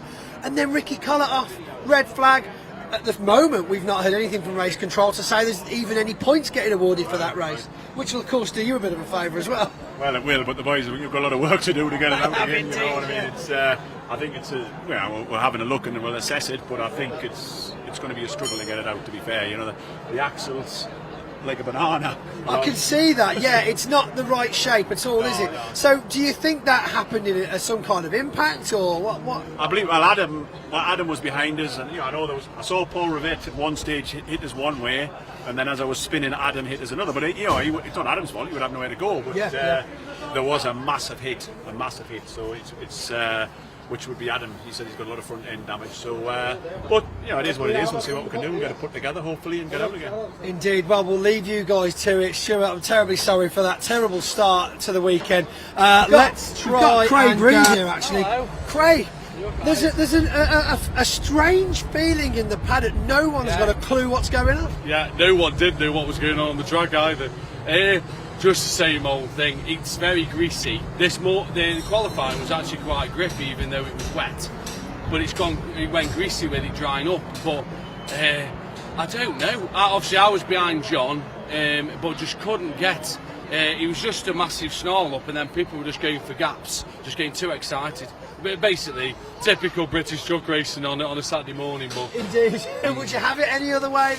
No, to be honest with you, it's good, but it's just bad for the fans because we didn't. I don't think we even did a lap, or maybe we did one lap. I don't know. I think we had like 1.5 laps in that second in the restart, but then of course they red flagged it and race control have gone quiet. We've got no sign of whether they're calling it a race. I don't think they can call it a race, can they? No. It's just not what you want on the last weekend. But like I say, I don't think the drivers understood on the first on the first start how greasy it was, and then went for the second one, and it's the same again. All we've got to do is behave ourselves, finish the race. Do you think there's a possibility? Now, I just spoke to Stuart about this.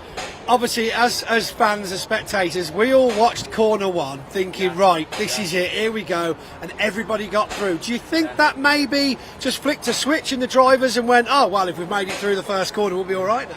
Yeah, no, that's it. I think that's what it was. And then after all the fun unfolded. The best way to describe that, it's like Dodgems. You're waiting for something to happen. And when Ricky spun in front of me, you're thinking, where do I go? You know, because you don't know where he's going to end up. Luckily, he went onto the gravel. So, but no, the problem is, like I say, they're repairing the trucks, and I think, like I say, with the championship, with obviously Stuart and with Paul and that on that first race. The tensions are just way too high at the minute. There is a lot of tension. Well, Craig, thanks for talking to us. We'll let you go. Tom O'Rourke, Craig, great start for Tom O'Rourke today as well. Tom, come on in a second. Hello. So he's just got soup and a roll. Well, first race was after lunch, and now, of course, we've got a red flag. Very impressive start though, and then when they did red flag it, you and Ryan were still flying away in the front. I never got a great start on the first. I think, to be honest, that I was trying to just keep it boosted and keep it at 70, and I was paying too much attention, and there was just a slight delay, and he just nipped in front of me, but I made sure it never happened the second time. So no, I think we were away there, and it would have been a good result because I looked in the mirror. And everybody was a good bit behind us. It was a big gap. It was a very good gap. Yeah. Just in a short space of time. But it's not really been our season, is it, Christ? After I know you get a great start and then they get a red flag twice. Yeah. All right.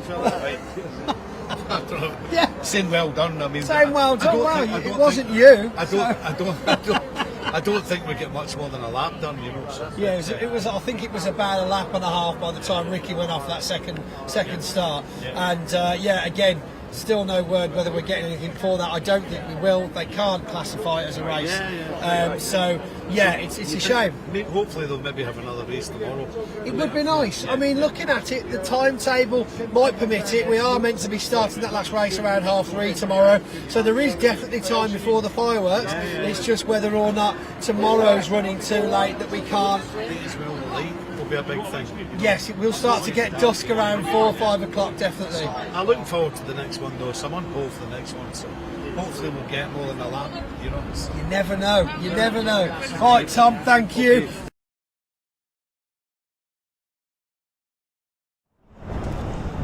Let's go to the grids then for this British Truck Racing Championship. Technically race 2, however race 1 effectively declared annulled with not enough laps completed. Tom O'Rourke then gets another opportunity to start from pole position, this time alongside John Bowler in the number 14. It's Michael Oliver in the 12 next on row 2 alongside David Jenkins in the 69, looking to get some good points on the board. Ryan Smith on row 3 of the grid, the championship leader, the 7-time in a row champion, starts from row 3 alongside Richard Collett. Craig Reed and Simon Reed share row 4. Jock Borthwick on the 5th row alongside Stephen Powell.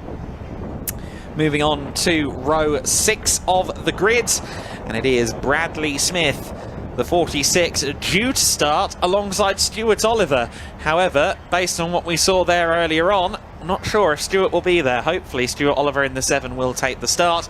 Neil Yates in the 33 and Simon Faulkner in the 92, rounding out the 7 rows of Division 1 machinery.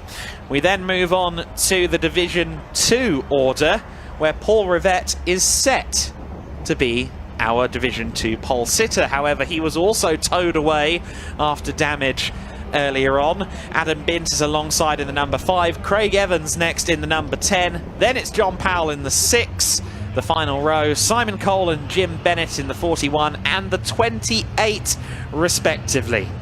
The pace truck is leading the field through, and what we can do now is take a look at who is there and who is not. My eyes are peeled to the top of Paddock Hill Bend. I am looking for Stuart Oliver's number 7 machine. Stuart Oliver, who sits second in the championship in his Volvo VNL, 10-time champion, the closest rival to the defending champ Ryan Smith in the title hunt. I'm looking for a number 7. The Reed's just coming through our shot here. I don't know if I see that number 7. Don't think he's there, unfortunately. If we see Paul Rivette exit through, that's our pole sitter in Division 2. I don't think, unfortunately, the number 7 has been able to join us for this race. No, there is no number 7. There is no Stuart Oliver. There is, however, a number 22 just going through shot, so Paul Rivette is there. The Division 2 pole sitter, who was also towed away earlier on, is there. Adam Bint is also there. He had significant front end damage. But Rivette and Bint on the front row of Division 2, they will have an interesting scrap. Again, just 1 point between them in the championship hunt. However, unfortunately, when it comes to the overall title, Stuart Oliver looks like he's not going to get this one started. There goes the 22 through shot. Lots of damage earlier on for the former Clio Cup champion Paul Rivette in the collision between himself and Stuart Oliver. Adam Bint also involved in that. Both the Division 2 frontrunners caught up in that collision. And both of them walking wounded, but both of them on the grid. We also have these wonderful onboard shots, one of which is the one we see here, riding shotgun with John Powell. I believe we also have one with Craig Reed in the 68. Okay, well,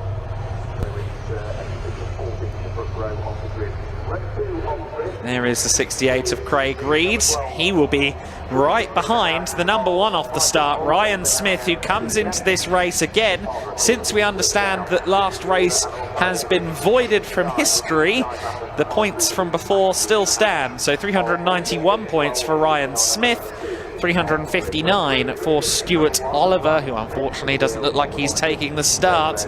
David Jenkins third on 354, Bradley Smith on 295 in 4th, and Stephen Powell rounding out your Division 1 top 5. The Division 2, Adam Bint on 412 points, Paul Rivette on 411, John Powell 387, and Craig Evans on 358, rounding out your top 4 in Division 2.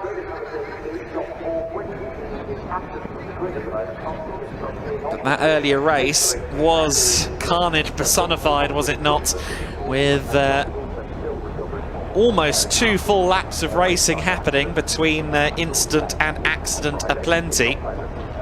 They'll be hoping for a rather cleaner run of it, I suspect. However, it's never easy. It's never easy to stay clear of contact with such huge machines. There's no such thing as a wide circuit in a racing truck. They're so massive.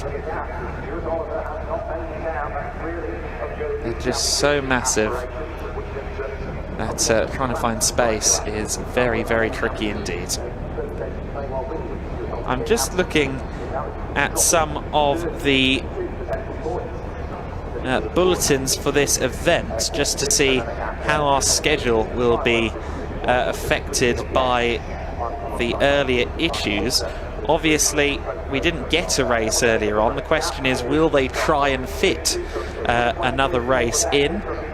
We'll have to see whether or not they try and do that. There have been some amendments to the programme, but no suggestion that we are going to try and fit 2 truck races into the rest of this day, at least on the bulletin board that I can see from the BARC website. However, suddenly the ground underneath me is shaking, and that's because the British Truck Racing Championship sets off once again on its formation lap. So again, to reiterate your grid for this race, Tom O'Rourke starting from pole position, the driver who hasn't had so much as a second place this year. He'd love to try and turn this pole position into a win. He took a 3rd place earlier in the year at Donington Park. John Bowler in the 14 has just 1 victory to his name. That came at Thruxton. I would imagine that we're going to see quite the scrap between those two. Tom O'Rourke is good in the wet conditions. I don't expect him to give up anything up against John Bowler, who'll be looking for his 2nd win of the year. You've got Michael Oliver there as well, who also has a victory to his name this season. And then, of course, you've got David Jenkins, who will, in theory, so long as he gets a decent finish, take over 2nd in the championship from Stuart Oliver. So then the safety truck will soon disappear from our line of sight, and it will then be nothing but racing machinery. Heavy metal racing incoming from the British Truck Racing Championship.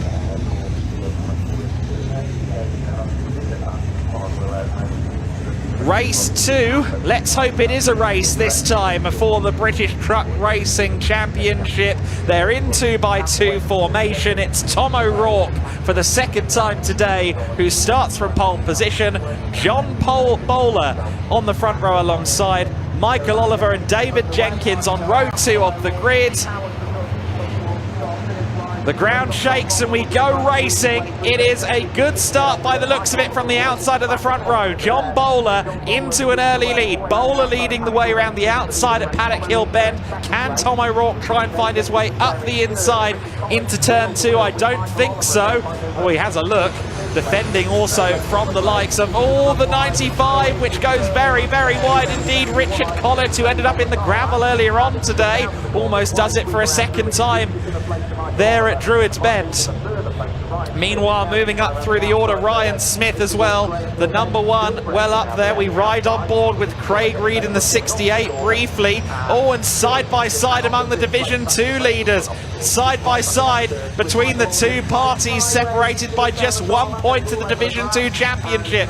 You've got Bint going straight on, a hip check between Bint and Rivette, and Adam Bint goes straight on across the grass at Surtees. Paul Rivette was side by side with Bint. You see him here on the number 6 cam. He's got some bodywork loose on the rear of the truck, but Paul Rivette leading Division 2. But in what kind of circumstances? Because there was definitely a moment there between himself and this man, Adam Bint, whose truck looks decidedly second-hand. The lead's changed. Tom O'Rourke is back through into the overall lead. John Bowler going wide there in 2nd place. He's got Jenkins behind him in 3rd. Then there's a gap back to 4th, where Ryan Smith currently resides. Meanwhile, getting rather bullied out of the way there, the number 3 of Stephen Powell, Craig Reed, shutting the door on him. Still, Adam Bint hasn't been able to move. Local Yellow's covering this right now, but I'm not sure Adam Bint is getting that truck underway again. Still just Local Yellows right now, but everyone having to take evasive action as Adam Bint tries in vain to get that truck started again. Don't like that sideways action there from Powell. As spectacular as it was also more than a little bit scary. Changes further back in the pack, or rather further forward in the pack I should say, because Smith there in a good scrap with Jenkins and Bowler by the looks of it. Smith is already challenging for second place. You see him there watching the second and third place battle unfold. Picks his line nicely down the hill, and he's up to second place as they get to Druids. Oh, but is he too late on the brakes? No, not quite. Ryan Smith gets himself up to second in his Daimler Freightliner.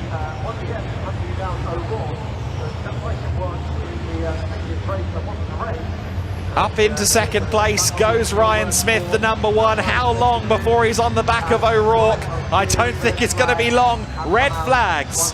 Red flags out on the circuit. I was wondering how long it was going to be.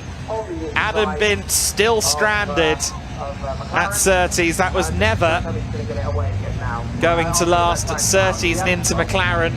Now, finally, Bint gets it started.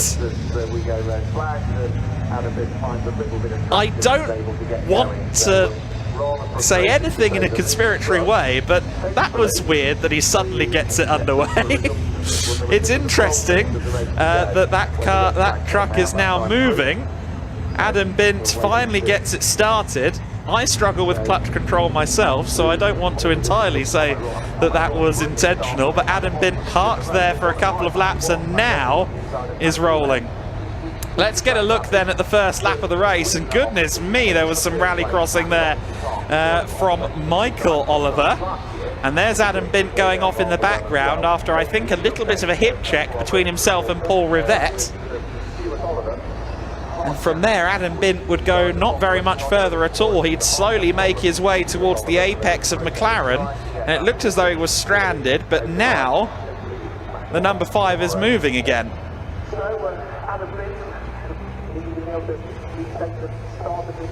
Well, this has been one of the more compelling days of British Truck Racing Championship action, albeit mostly for reasons of head scratching rather than quality racing, because we had effectively no race earlier on today and now we're back under red flags, and once again the discussions are ongoing as to what order the grid's going to be, who's going to be where. That's why no one has pulled up anywhere with any great surety. So let's see who is where. Tom O'Rourke certainly thinks he's on pole position. Look, he's parked there and says, yeah, absolutely. Did you see qualifying? I earned this. O'Rourke, who's only 11th place in the standings, I remind you. Ryan Smith was on his way, though, wasn't he, before that red flag? He was making his way through the pack. We now get a look at a replay.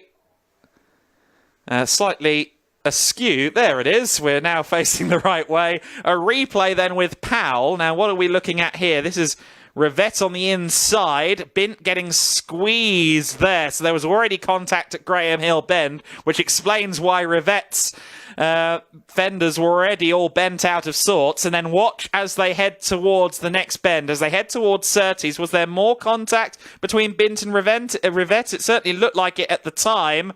It certainly does. Yeah, there was a bit of a hip check there between the two of them. Rivett and Bint with a slight collision. Bint went off onto the grass and then ended up pulled up there at McLaren just after Surtees Bend, where he would then remain for a couple of laps.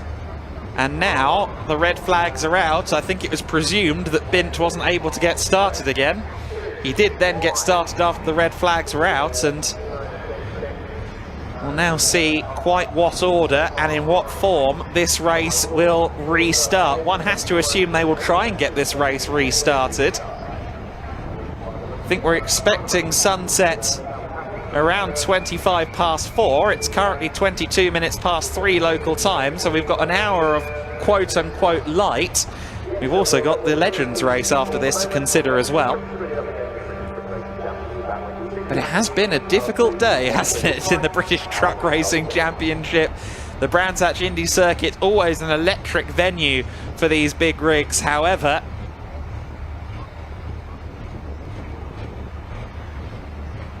we see them now just waiting to see what order they come out on.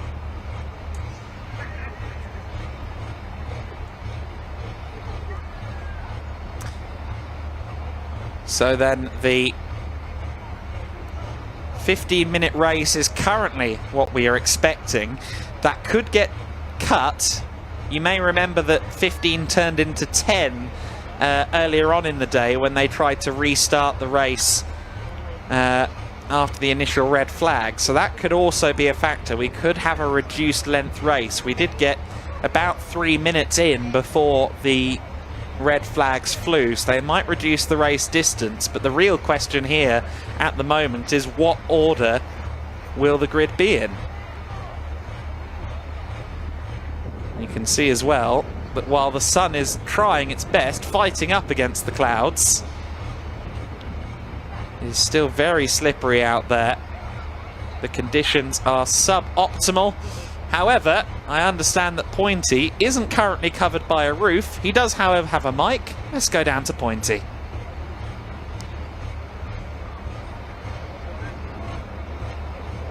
So we are up here after a bit of a cheeky red flag, possibly an early decision made there, but that's just my humble opinion. But of course I'm up here on the top deck, we'll call it, just outside the commentator's post actually, with another commentator, Chaz Draycott. Now Chaz, we've worked together before, we've also done this before as well, haven't we? You're over from the European. Do you get as many red flags over there with the FIA? Ooh, that could get me in trouble if I answer that honestly.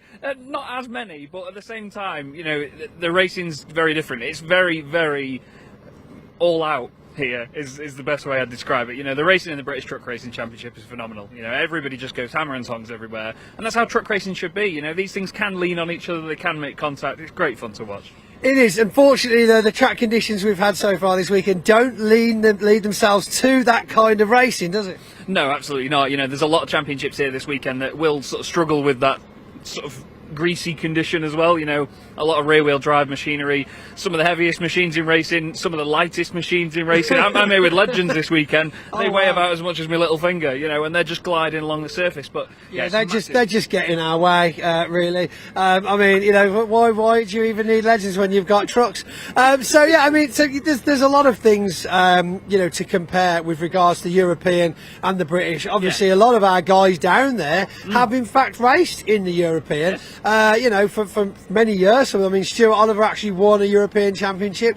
Of course, it's not got much luck this weekend, though, has he? Did you manage to see that little incident we had with Stuart Oliver earlier on? You say little incident, yeah, I saw it. I definitely saw it. It was just this massive clatter, and then all of a sudden, Paul Rivette did about 9 different spins down the hill. But yeah, it was wrong place, wrong time. But that's the thing in truck racing. There's not much room on the circuit, especially here at Brands Hatch. It's very narrow, and it's really easy to get it wrong. And like you say, especially in these conditions as well. I mean, it is a shame. A lot of the spectators at home that don't quite understand the true workings of the bureaucracy, for example, behind any racing, that is. There are a lot of very difficult decisions to make, and of course you have to make those decisions very quickly. So all of our marshals and all of our officials from Bath, it really is a snap decision. And yes, it can look like you might have jumped too early, you know, but then you also don't want to get accused of leaving a very dangerous situation unchecked, do you? No, absolutely not. You know, you've got to give stuff time to at least work, but in an environment that can evolve as quickly as motorsport does, you have to be right on. You have to have a finger on the buzzer straight away. But you know, even as a racing driver, you have to make those split-second decisions as well. And whether it be ducking left or right to try and avoid an incident, you know, as a driver, you'll think, oh look, someone's running wide or going slow, freebie, let's go for it. So you have to just come in front, Mark. It's fine. Just do it. It's fine. Look, we've got a circuit commentator, Mark Wirral there, ladies and gentlemen. Top bloke. Didn't want to. He's been media trained, you see. So I'm not going to walk in front of the camera. He's a professional, unlike us. Unlike us. I'd just be like, just get involved, mate. Just come and say hi. You know, it's fine. Well, we'll look down onto the grid now. We have got rain coming in yet again. But we are starting to re-grid them. Now, I'm not quite sure if we had some issues, physical issues, of course, with possibly Steve Powell further back. I saw some people looking at his truck for a moment there. but it has taken quite some time to get these trucks lined back up into grid positions. We can see there's a few guys from certain teams waiting at the gate there on the pit lane. Do we think that there's time to be messing around with the trucks at the moment? I'm not really sure, to be honest with you. I think they'd want to try and get the race going as soon as possible once they've got everybody lined back up again. Sure, there might be a bit of bodywork here and there that might need just ripping off the truck, but that only takes a matter of seconds. But in terms of actual other work that could be setup related, I don't think there could be anything they could do on the grid right now. I don't think there's anything they're allowed to do on the grid with regards to setup. However, I do see our friend Arnie there on the front of Ryan Smith's truck, manhandling the window wiper blade. I think he might have a slight issue with that, and of course with the conditions rapidly changing here at Brands Hatch, almost by the hour I would say, I think we're probably going to be in for another interesting display, is the only thing I can possibly call it. We've about 12 minutes left on the clock. Will we get the full amount of racing that we want to see? I doubt it, being completely honest with you. Not into sort of put a negative spin on it at all, but you know, being realistic, I think we might not get the full thing. But one thing you've got to also consider is that when they go down this back straight now, they've got the sun in their eyes as well. It's getting mighty low here at this time of year, and at Brands Hatch, you know, it looks wonderful. It looks absolutely beautiful from where we are. We get this fantastic view up here, but that is going to be a big factor for the drivers, especially because they're so high up in the machines as well. Indeed, yeah. Well, it sounds like we are starting to get ourselves back underway, so we're going to throw it back to the circuit cameras now. But thanks for joining me, Chaz Draycott. You can of course watch him on the FIA channel for the European truck racing, and I'm hoping to catch up with you very soon as well myself. So that's all from us here up on the commentators post. Oh, a rainbow. Well, about 5 seconds after we cut to Pointy, we had a change of race duration. We went to 10 minutes. That has been officially declared by the stewards now that we were going to have a 10-minute race. And looking at the way the grid is forming there, I think they're doing a count back a lap. I think they have factored in that previous leg of the race into how the grid is forming.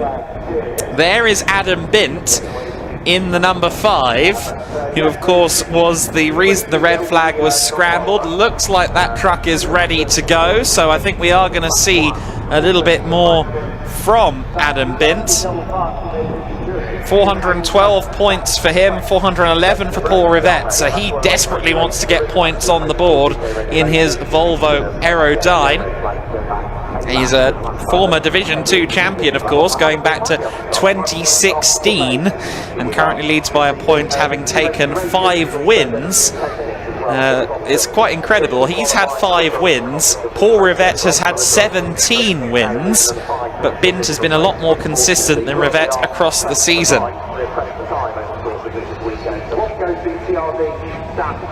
So then, we are rolling now and about to go racing once again for what is planned to be a 10-minute race. Imagine they will have just the one formation lap and then get rolling. So then the slightly changed order here. John Bowler in the 14, set to start from the inside the front row. So John Bowler will be our effective pole sitter for this one. O'Rourke is due to start on the outside of the front row, as you can see there. The driver that officially started pole position will start from second here. Then it is the 69 of David Jenkins. Then it is the other Oliver. Again, sadly no Stewart, but Michael Oliver, son of Stewart, is there in his MAN TGS. On the third row is the all-important number 1, looking for an 8th consecutive British Truck Racing Championship title, the Daimler Freightliner of Ryan Smith. You see there at the back of the field the 28 machine, that is the Seddon Atkinson of Jim Bennett. You don't see many of them around anymore, the Seddon Atkinsons, and no podiums yet in Division 2 this year for Jim Bennett, but that could change in a weekend as dramatic as this one. Paul Rivette, of course, will begin from pole in Division 2. His closest title rival, Adam Bint, will start from the pits.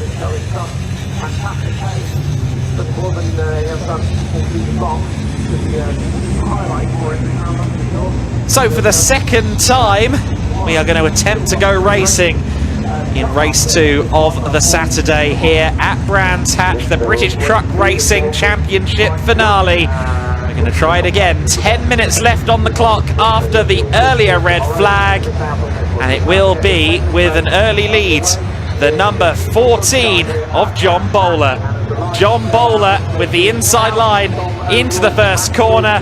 They're underway. We are racing once again, and look at that start from Michael Oliver. Michael Oliver launching himself into third in the early going, but it's Bowler that leads the way. John Bowler in his MAN TGX leading the way. Then it's O'Rourke. Then in third place it is just about Oliver, but look at Jenkins on the inside there in the 69.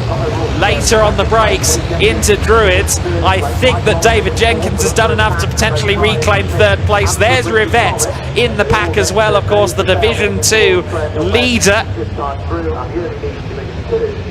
Everyone scything their way through Graham Hill Bend for the first time. It looks as though everyone's gotten away cleanly and critically. Adam Bint has joined from the pit lane. He is running at the back of the pack. Oh, Tom O'Rourke there, way too deep into Surtees. Smith there looking to the inside of Jenkins, or rather I should say to the inside, sorry, of Oliver.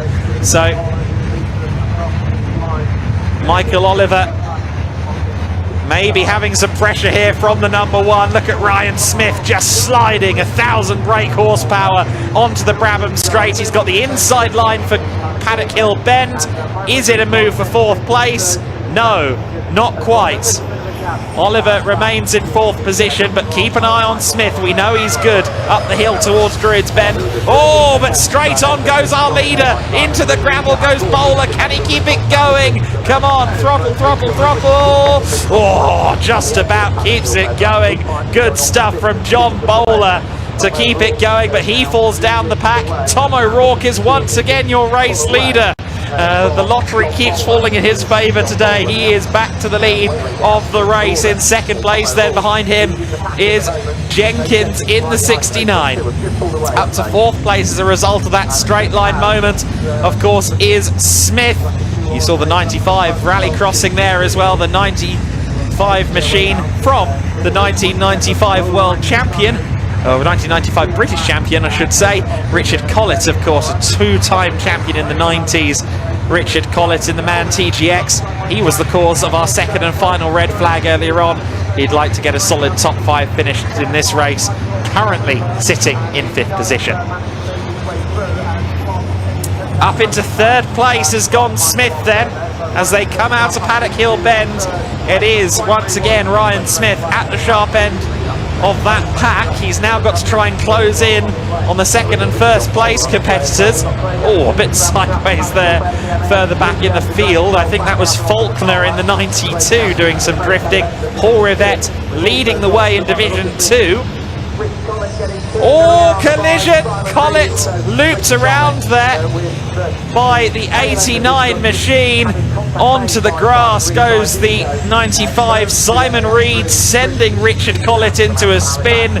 Simon Reed in the Iveco Stralis, maybe with a little bit to answer for there. That was quite the collision between the two. Hopefully Collett can get the thing started again. It's stranded on the grass right now.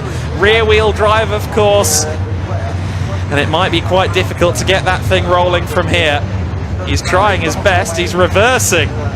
He's the world's best backwards driver, and he might just be able to get back into this race. Oh, and another one having issues, the number 33 of Yates as well. That's Neil Yates, who moved up to Division 1 mid-season and seems to be struggling at the moment. The good news from Graham Hill Bend is that Collett is rolling. No need for a delay to the race. 5 minutes and 55 seconds of this one left to run. The battle for 7th place is Powell at the moment. Is some of the Division 2 scrapping further back in the fields. Bennett falling back behind Cole in the 41. Side by side, meanwhile, for 2nd place, because look who's gotten up into 2nd, or has he? It's side by side. Ryan Smith on the inside, and then Jenkins on the outside. Jenkins cuts across the nose. David Jenkins in second place. However, the inside is now open for Ryan Smith, who dives to the inside line at Paddock Hill Bend. Smith through into second place. Can Jenkins retaliate up the hill? Oh, he tried to get to the inside, but Ryan Smith covered that off expertly. Ryan Smith hunting a 7th, or rather an 8th consecutive British Truck Racing Championship. And he's now up to second place. There is Adam Bint, currently running 3rd in Division 2. Adam Bint certainly having a tumultuous day, but for now gaining on second place in Div 2. Meanwhile, the battle for 4th place, it's the Reed family closing in on Michael Oliver.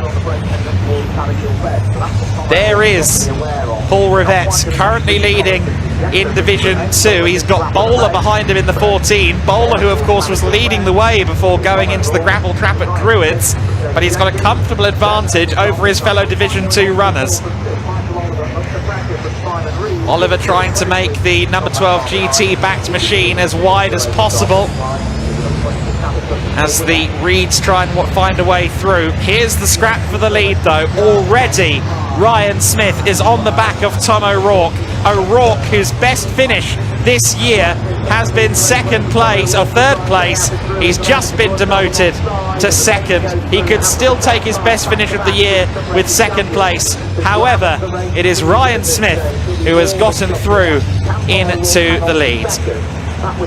Ryan Smith set to outscore Jenkins. Of course, Stuart Oliver, 2nd in the championship, a non-starter in this race.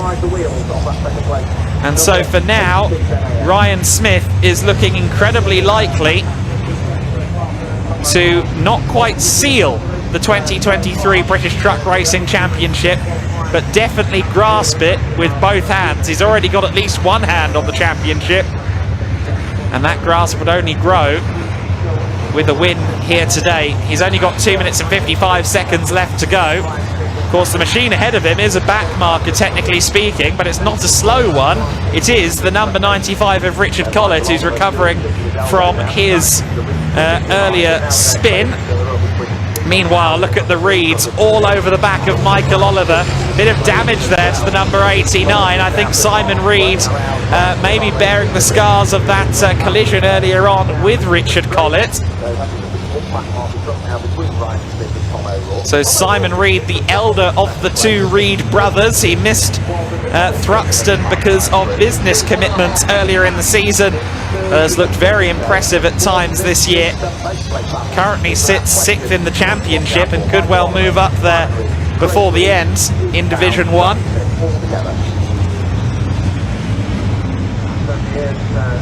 The 2 Iveco Stralis machines in the identical guest-backed livery, following on from Michael Oliver, who is trying his best to make that number 12 wide. Look at Reed trying to get to the inside line. Real aggressive stuff, purposeful driving from Reed, but not quite able to find the inside line for Paddock Hill Bend. Now gets a good run though towards Druids. Up the hill they go, and surely Simon Reed has the opportunity he needs now. The bodywork drifting about in the breeze as the 89 moves up a position. It's 5th place, make that 4th place now for Simon Reed. And now the question is, can Michael Oliver hold off Craig Reed? Craig Reed and Michael Oliver are separated by just 4 points in the championship. 241 points for Craig Reed in 7th, 237 for Michael Oliver in 8th. Less than a minute to go in this race. This should be the final lap of the race now, and for some of these drivers it won't be a moment too soon, because the rain is getting heavier here at Brands Hatch at the moment. Ryan Smith though building his lead, 35 seconds left on the clock. This will be the final lap of the race for Ryan Smith. Smith heads down into Graham Hill Bend for the final time. powers down the Cooper Straight. Here is the number 12 of Oliver still holding off the remaining Reed, that being Craig Reed in the 68.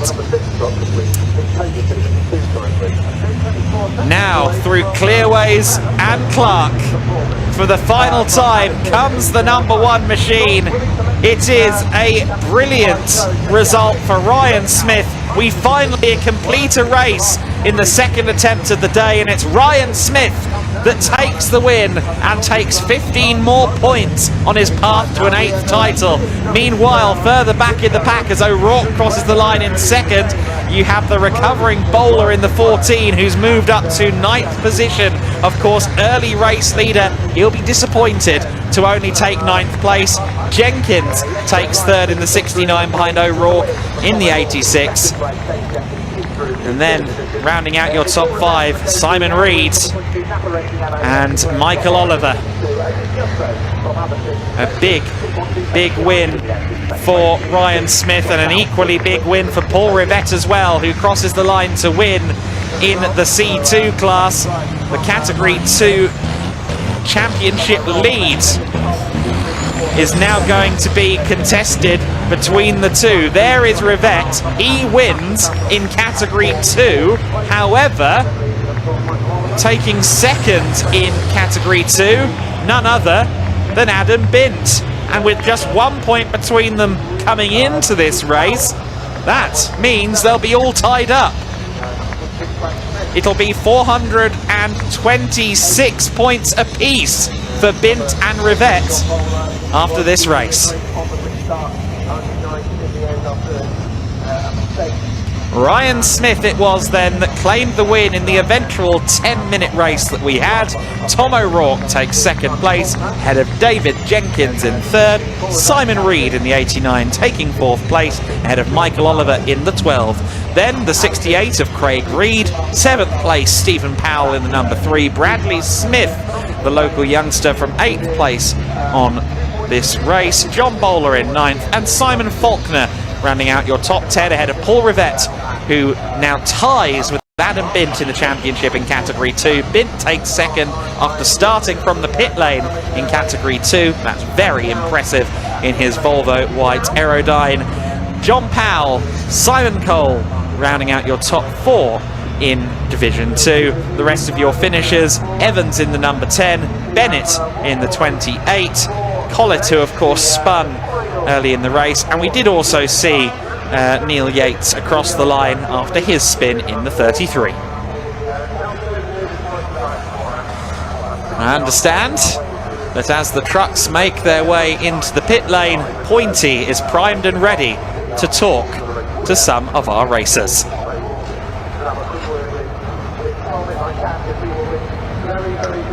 So, fantastic news. We actually finished a race down here in the pit lane. We can see Ryan Smith just getting out of his cab there. What a battle, an absolute battle we just saw there from him. Let's get him round there. Congratulations from all of the team, of course. Ryan, quickly, very good job, sir. Absolutely fantastic effort. You battled through the pack. We saw some fantastic driving there. The amount of spray coming off the tyres though was ridiculous. You know, I've been cautious this morning. The palaver with qualifying, and you know what, I just thought, let's go back to what we do, and we have a go, and the fans pay the money. I'm a big believer in putting a show on, and I just went out with that race. I thought, if something's going to happen, somebody's going to crash into you, so be it. But you know, I tried my hardest, and I hope everybody enjoyed it. Oh, that was A1 Ryan Smith, that was. Clean overtakes, fast pace. The tussle you had getting past Michael Oliver in that first half of the race, it was brilliant to see. Fair play to Michael, drove really honest, defended his line. I showed him respect, he showed me respect. And you know what, you know, that were a good race. That were, you know, because I'm fighting for points, the mindset changes, and you're like, oh, in the first race I was upsider in Tom O'Rourke, and I didn't overtake him because I didn't risk the points. But I think as path's already mapped out, we have got to go for it. We have got to put an entertainment show on, and I hope Stuart gets out tomorrow, because Stuart is the the faithful of, you know, the championship fight and things like that. So, look, we look forward to tomorrow. 16 points that we needed, but most of all, I hope that everybody enjoyed it. I certainly enjoyed it, Ryan Smith. Just in case we do get one, will you be ready for another race this afternoon, if in fact it happens? Because there's two sides to the story, no one's really sure. Well, Robert, I'm not going to sit on sidelines while everybody races. I'll let you go. Speak to Mark over here. Right, well, it's all go, go, go. The trucks, as you can see, are on their way back down to the assembly area. Now, Parc Ferme, I suppose. I finally got some trophies to hand out, so we're going to head down there on foot now as well, and we'll be right back with you very shortly to hand out some silverware here at Brands Hatch.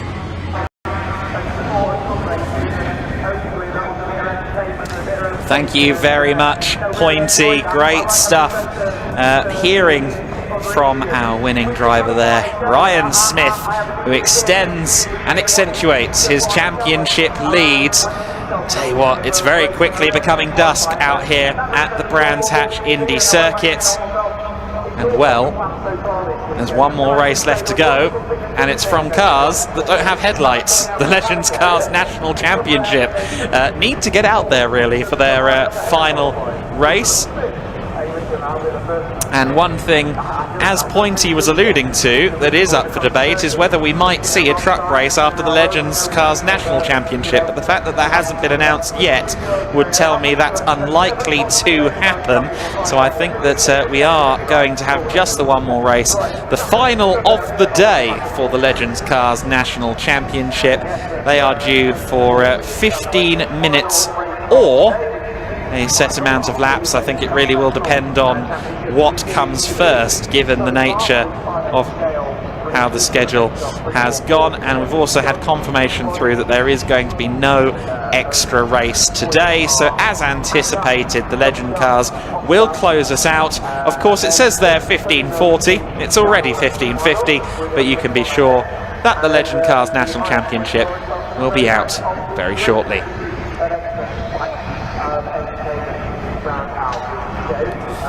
So then the night is firmly falling. It will be sunset in about half an hour, so the Legends will certainly be keen to get out there for their final. Again, Will Gibson looking like favourite to win this championship potentially. We'll talk you through the grid while we await sight of these machines. They should be out with us very shortly indeed. I have an ungodly number of tabs open on my laptop here today, but the final for the Legends Cars will be started from pole position by Mark Beattie in the 85. He benefits from the draw this time. Mark Beattie in the 85 on pole position. Nick Price, the 34, is next. Row 2 of the grid, Mike Schlupp with the number 3 and Matt Knight with the 222. Row 3 will be Ben Higgins in the 20 alongside Nathan Anthony in the 29. Row 4 of the grid will be Ollie Schlupp in the number 9 alongside Andrew Rogerson, the second of the Class R competitors, Nick Price being the first of the rookies. Row 5 of the grid, Daniel Pooley, who started from pole earlier on. He starts 9th this time around alongside Chris Needham in the 13. Nick Bridgman in the 68 starting from 11th alongside Tyler Reed in the number 6. Rob Fountain, the 31, starting from 13th. Luke Simmons, the 25, currently second in the championship, starting from P14. A lot of our quick drivers are starting away down the field in this race. It's going to be very compelling stuff in that race. Moving on to 15th and 16th on the grid, Charlie Budd in the 44 is followed by Andy Bird in the 30. And then the all-important 9th row of the grid, Will Gibson, your championship leader, alongside Jack Parker in the number 4 car, the driver that has taken both wins so far. He won from 16th earlier on this afternoon. Can he win from 18th in the final race of the day? James Newbury in the number 2 is next, 19th on the grid alongside Paul Simmons, the 51, the first of our guest starters who are here having a go at the Legends Cars National Series. Stuart McAndrew is next, the 43, alongside Scott Smith in the 46.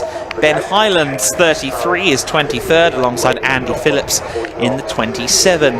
Chris Dewey, the 22, is next, 25th on the grid, alongside Harry Marcel, the 28. And then it's Glenn Burtonshaw, 27th and set to be last on the grid in his number 72.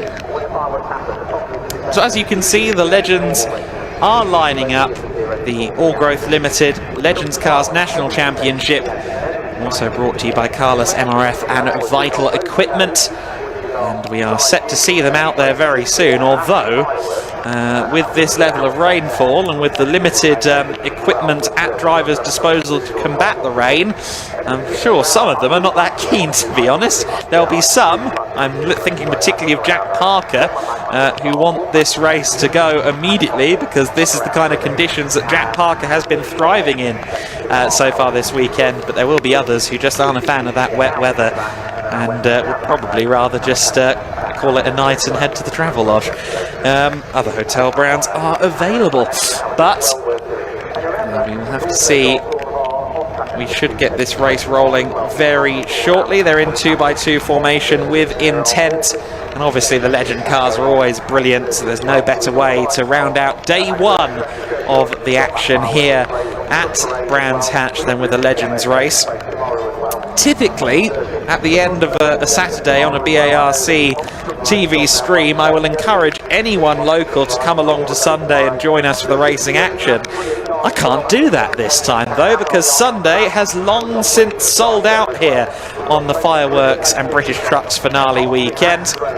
And now we see that the Legends cars are rolling. It will be a sellout on Sunday here. Let's have a grandstand finish on the Saturday with the Legend cars making their way out onto the circuit. Mark Beattie leading them.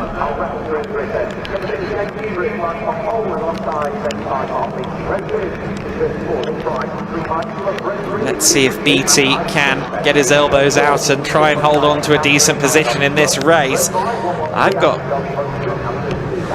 a lot of question marks here as to who's going to be at the front early doors.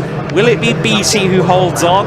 Matt Knight is very quick. He starts from 4th on the grid. He could be one to watch. Ben Higgins in the 20 starting from 5th. He could break away from the pack early doors if he gets away. But then you've got the likes of Will Gibson. You saw there the 57 car, great pickup there from our camera crew at Druids. Will Gibson, the championship leader.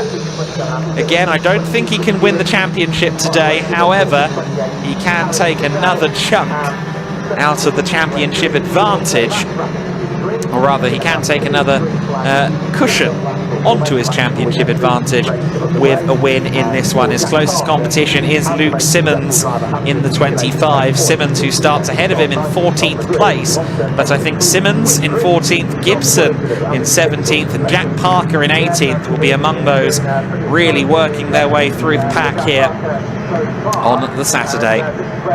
There's the 72 at the back of the pack. Glenn Burtonshaw, the Scotsman. Second formation lap then before our 12-lap race. This final race of the day. I believe that once we do go racing, I think we'll get the full distance in before the light fades too much. But we might see the race shortened because of the light at this time of year at Brands Hatch. It's not unheard of to see some race distances shortened ad hoc at the last moment because of the light. Hopefully it doesn't come to that though for our Legends competitors. They're wanting their full 12 laps, and I'm sure we will do everything in our power to provide.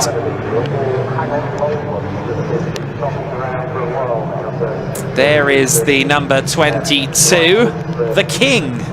I did very much enjoy this livery earlier on. Chris the King Dewey in the 22, obviously inspired not so much by Richard Petty, but rather by his Disney equivalent.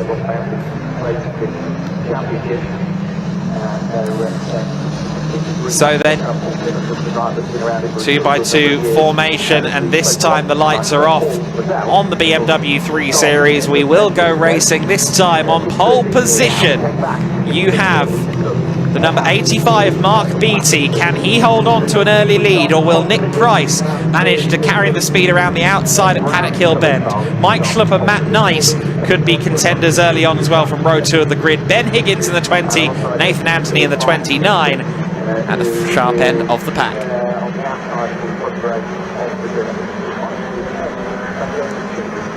And for the final time at Brands Hatch on Saturday, we are going racing, and it does look like a good start from Nick Price on the outside. Can he carry the speed? Everyone scrumming together almost through Paddock Hill Bend. It is Mark Beattie though who retains the lead through the first corner. Beattie leads the way, and I think in second place that might be Matt Knight. Yes, Matt Knight trying to find a way around the outside, or a couple of cars running it wide further back in the pack. I think Nick Price may have been one of the ones that ran it out there. There is Mark Beattie being demoted then, so Matt Knight is your new leader. Matt Knight is leading in the 222 machine. Beattie down to second place. Anyone's guess as to who's going to be third by the end of the lap. It's very close quarters all the way through the field. For now, it's Mike Schlupp up in third place. However, in fourth place, I think that was Jack Parker. Not another bloody hat. Just came through shot in fourth place. And if that's the case, that man knows no bounds. Let's wait and see them across the line. Is that Parker trying for third place? No, it's not. It's Higgins. Okay. Sorry, I think we're live now. So here we are. I don't know. I have no idea. Let's just have a conversation, and if any of it gets recorded, then we're laughing. Okay. Yeah. Okay. So third place. Yep. Second race. Well, can we call it the second race? It's a bit unfortunate, really, to be honest with you, because that first set up there, I mean, obviously Paul had to come in together with somebody in that top corner there would have brought us into contention.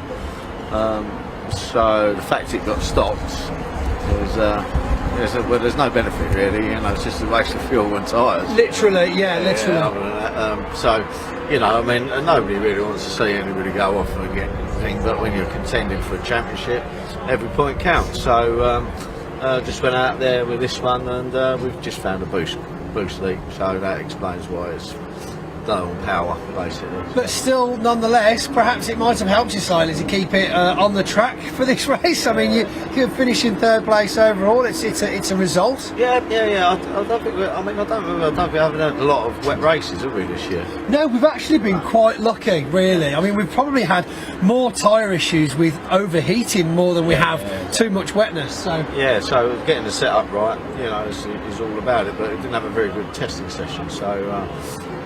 But yeah, no, we get there happy with third place, and there's no damage, so that's it. Exactly right. Perfect. You can go back out tomorrow. Absolutely. Yeah, so we can go. What are your views on the re-race? I mean, there was rumours that we were going to have it this afternoon. I think that's been scrapped due to the weather now as well. But can you see time tomorrow if there is? Well, I think if there is, there needs to be an issue or a conversation that goes on, because if you drop out of a race as a result of a red flag, in theory, shouldn't really be allowed to start the race the next day, because then you're interfering, you know. So, and then that's unfair, whatever way you look at it. No, you are right. Yeah, and it's true. You don't really look at. You've got to look at these things from both angles, haven't you? Because if you were the reason that race was finished early or not raced, then should you be allowed in? And then if you're not allowed in, but everyone else carries on racing, then does that hinder your points and something else? I don't understand such in the regulations, because that was null and void, but you still just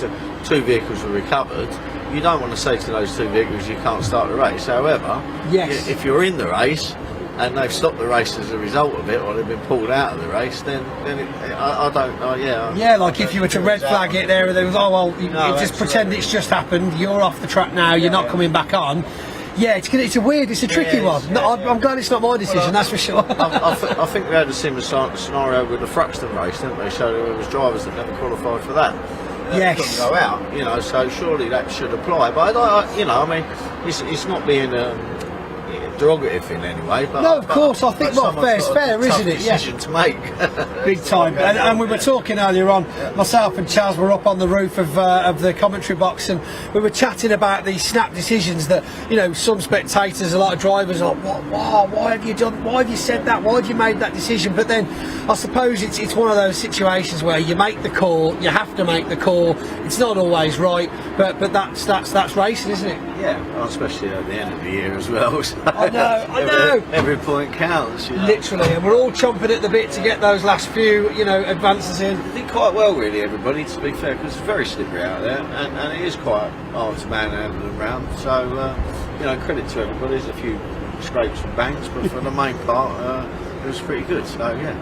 Main part, pretty good. I like that. John, thanks for talking to us. I'll get you a trophy very soon. How's that? Like that, yeah? What size hat do you want? Do you want me to pre-adjust, or, you know? No, I've got one of them cowboy hats, but... You got a Stetson one? I'll see if I can dig one out. I know the steamer's off for the day, so I won't be able to shape it. Yeah, all right. John Powell, thank you very much. We'll leave you to look at the truck. A boost leak, but still third place for John Powell, so fantastic effort. And like he said himself, a very clean race all the way round as well. So we're going to hand out some silverware now, so catch us back there very shortly. If you have, take a photo when safe and then send it to us. All for a chance to win one of our 5 miniature truck and trailers.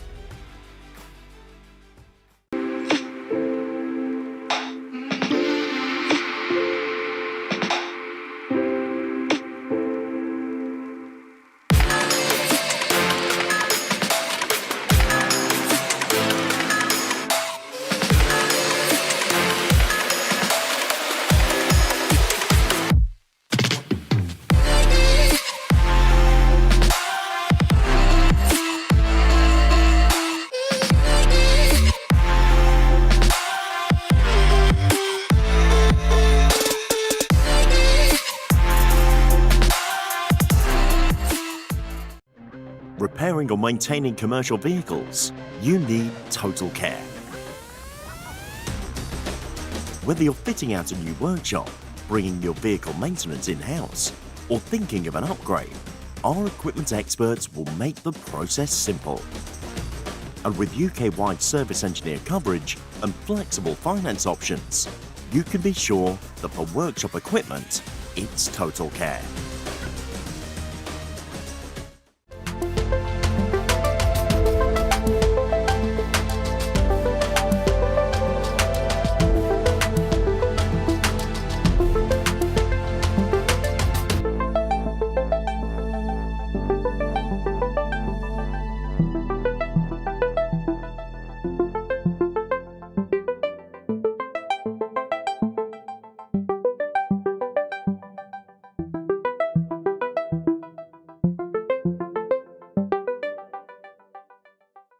Have you seen this trailer?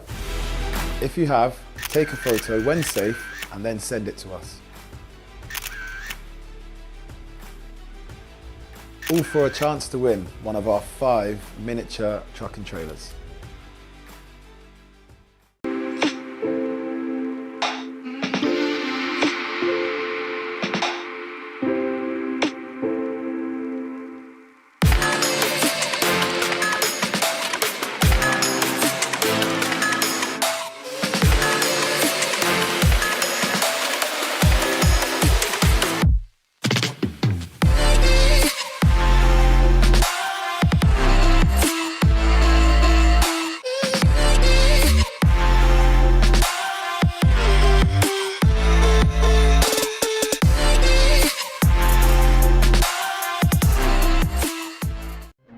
Repairing or maintaining commercial vehicles, you need Total Care. Whether you're fitting out a new workshop, bringing your vehicle maintenance in-house, or thinking of an upgrade, our equipment experts will make the process simple. And with UK-wide service engineer coverage and flexible finance options, you can be sure that for workshop equipment, it's Total Care.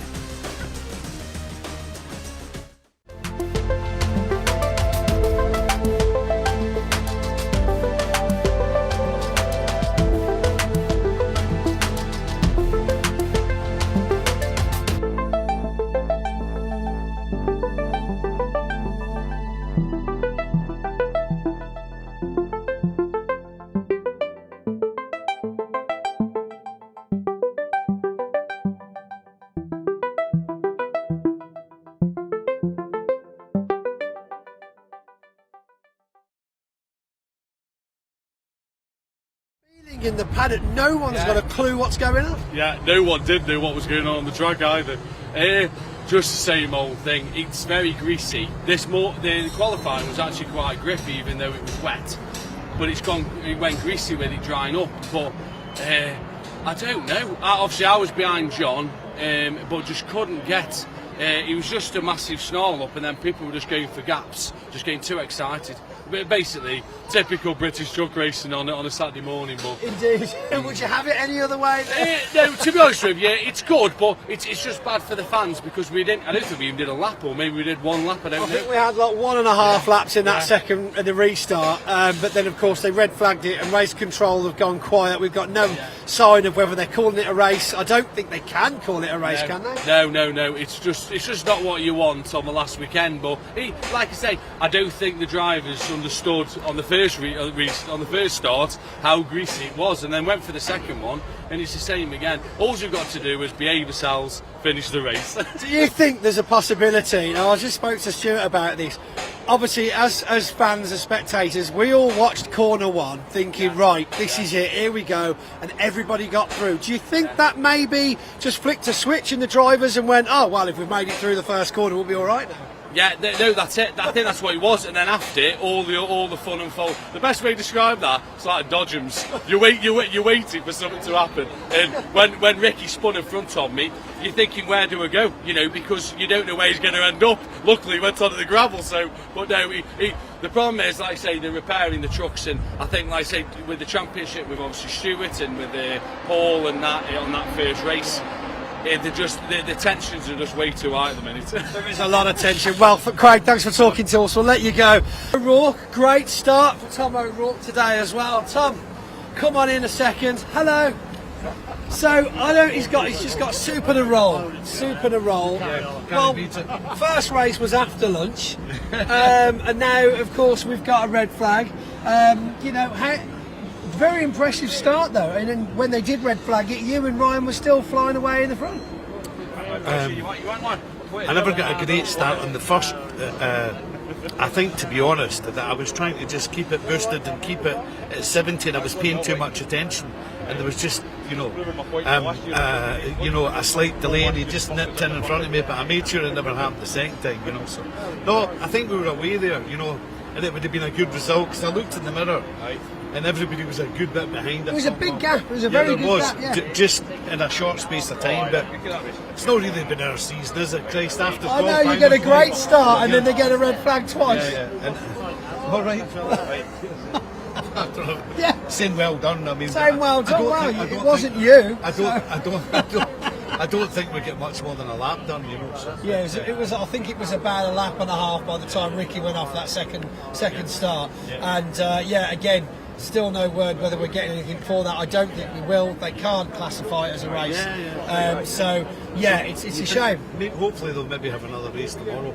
It would be nice. I mean, looking at it, the timetable might permit it. We are meant to be starting that last race around 3:30 tomorrow, so there is definitely time before the fireworks. It's just whether or not tomorrow's running too late that we can't.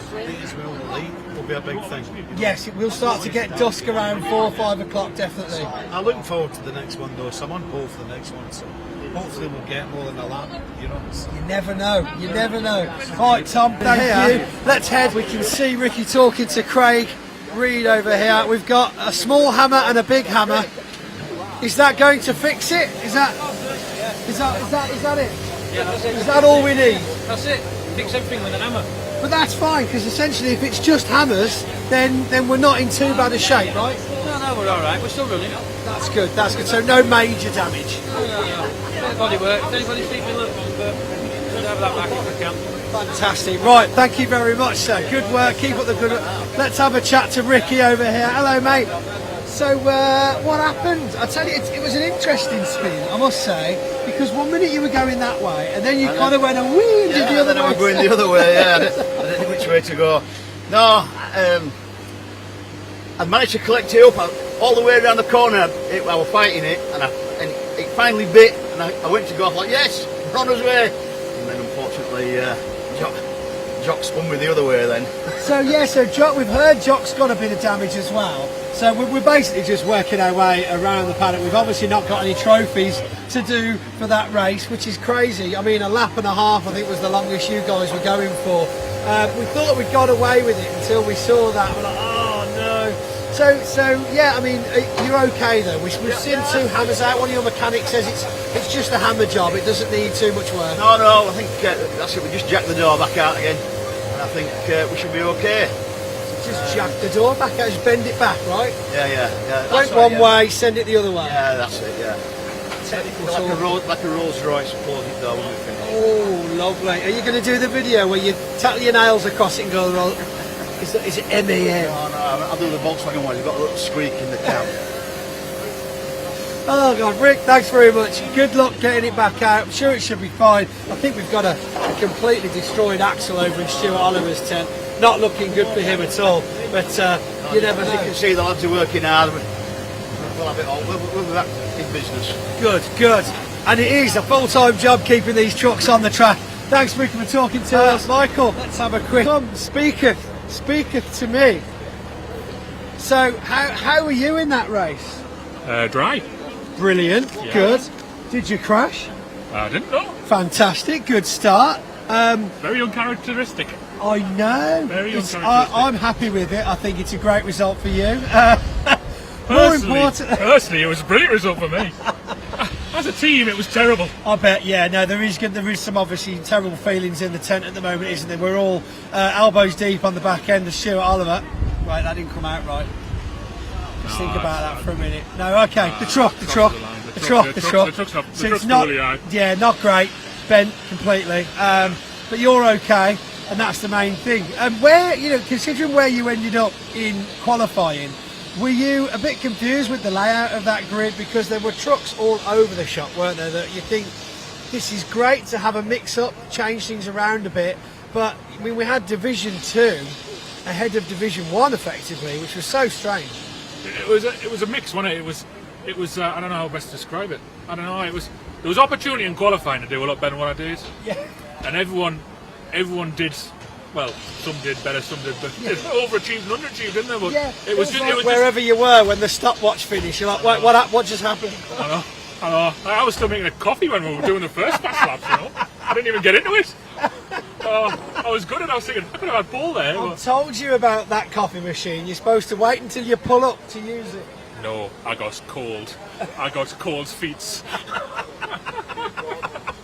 Michael, you were on a mission then. I'll let you carry on and I'll catch up with you very soon, okay? I'm just going to go apologise to Ricky, to be fair. Oh dear. Ricky hit us. Right. Ricky hit us, so I was going to apologise to him. You go, yeah, that's cool. That's this way to settle the waters, that is. You go apologise to Ricky. See, look at this. Look, this is how it is. You see, a lot of the time, there are obviously moments when adrenaline and testosterone can get the better of certain drivers, all drivers effectively at some point in the season.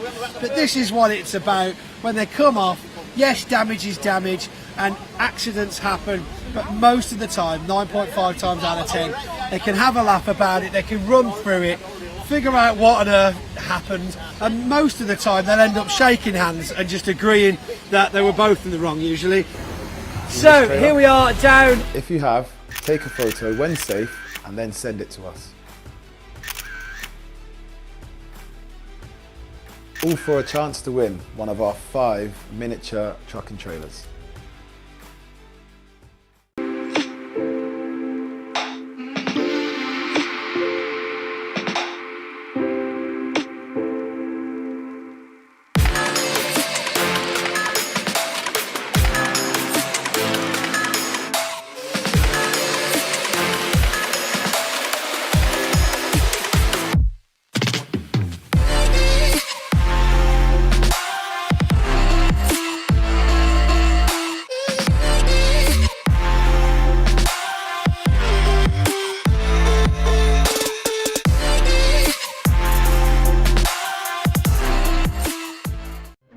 Repairing or maintaining commercial vehicles, you need Total Care.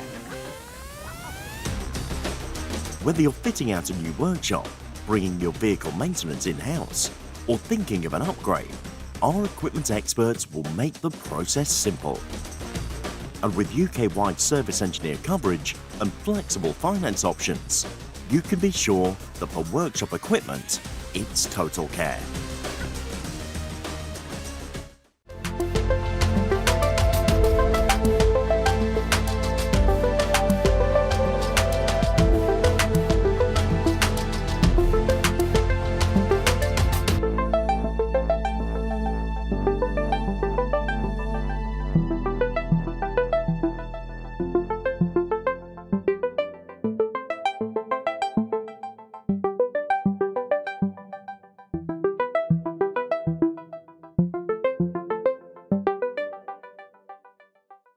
Have you seen this trailer? If you have, take a photo when safe and then send it to us. All for a chance to win one of our 5 miniature truck and trailers.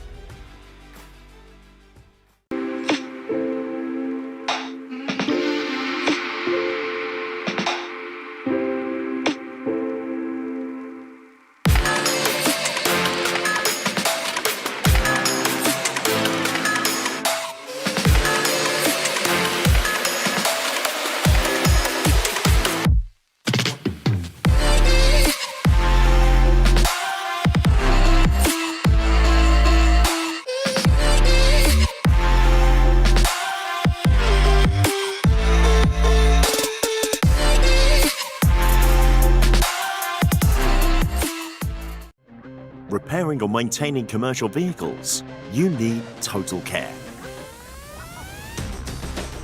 Whether you're fitting out a new workshop, bringing your vehicle maintenance in-house, or thinking of an upgrade, our equipment experts will make the process simple. And with UK-wide service engineer coverage and flexible finance options, you can be sure that for workshop equipment, it's Total Care.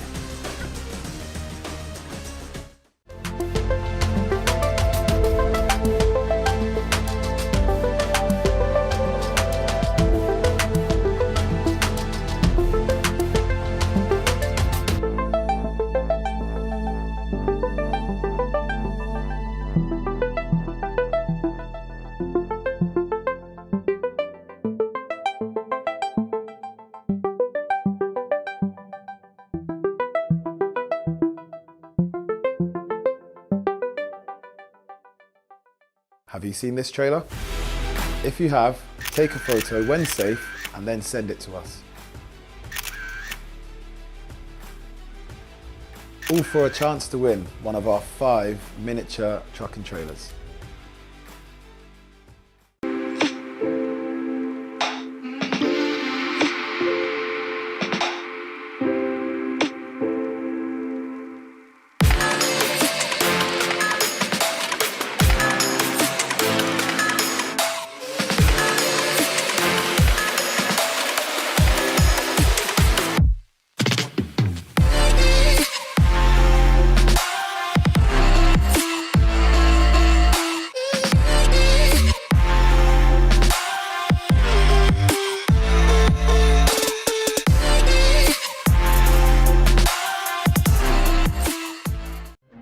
Repairing or maintaining commercial vehicles, you need Total Care.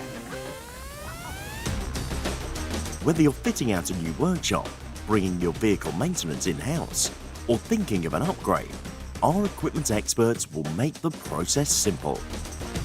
And with UK-wide service engineer coverage and flexible finance options, you can be sure that for workshop equipment, it's Total Care.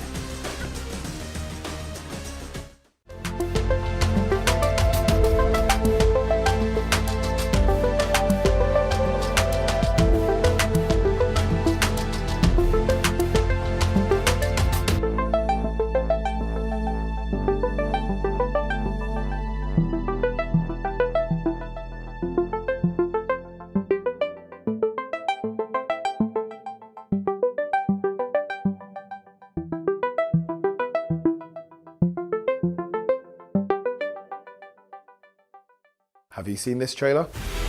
If you have, take a photo when safe and then send it to us. All for a chance to win one of our 5 Right then, ladies and gentlemen, good afternoon and thank you for joining us on a very damp afternoon here at Brands Hatch. First of all, apologies for the hoo-ha of the first race of the weekend. Terribly sorry about that palaver, but I'm sure that you've all enjoyed the eventual racing this afternoon. Anyway, let's get things underway before it starts properly again. So then, starting with Division 2, as we always do, and in third place for that race, put your hands together for John Powell, ladies and gentlemen.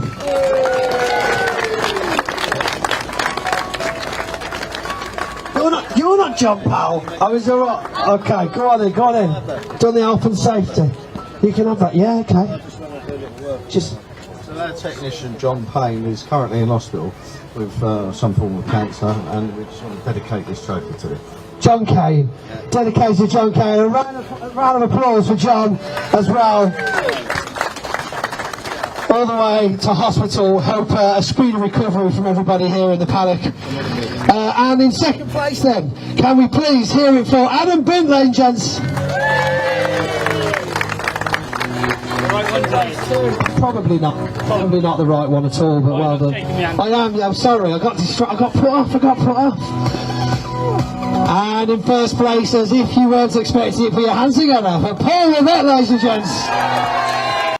Oh God, you've really got to stop paying these punters to come to the trophies, you know. Oh, I need some. Here you go, sorry. There you go, sir. Put your hat on. And I'll shake your hand now you're here again. Well done, very good. Right then, get your photographs. Another round of applause for your top three. And of course, it's time for the champagne. Not that anybody will notice it. Oh, no, don't get me. Oh, no. Oh, for goodness sake. Straight in the lens. I think John got away with that just in time. Thank you, Paul. It might play out when he said don't. Yeah, I think it must have done. Yeah. Right, we'll see you tomorrow, don't you worry. Right then, very damply then into first Division 1 now, and in third place for Division 1, put your hands together for Dave Jenkins.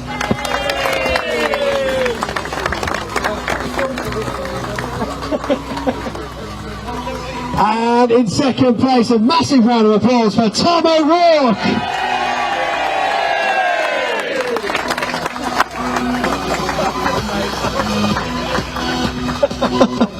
That really was a round of applause.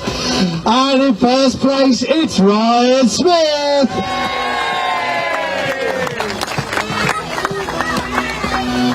Thank you, Robert. Oh, in the pouring rain, the spirits can't be dampened nonetheless. Get your photos, videos, and another round of applause whilst we do the champagne. Oh, to think he's fought all year for that experience, ladies and gentlemen. Oh my goodness me. Tom O'Rourke, ladies and gents. And another round of applause for your Division 1 top three. It's raining here, in case you didn't notice, so we will see you all tomorrow morning, bright and early for the first race at 10:30, weather permitting of course. Thanks for joining us here at Brands Hatch. Now head for cover everybody, bye! If you have, take a photo when safe and then send it to us. All for a chance to win one of our 5 miniature truck and trailers.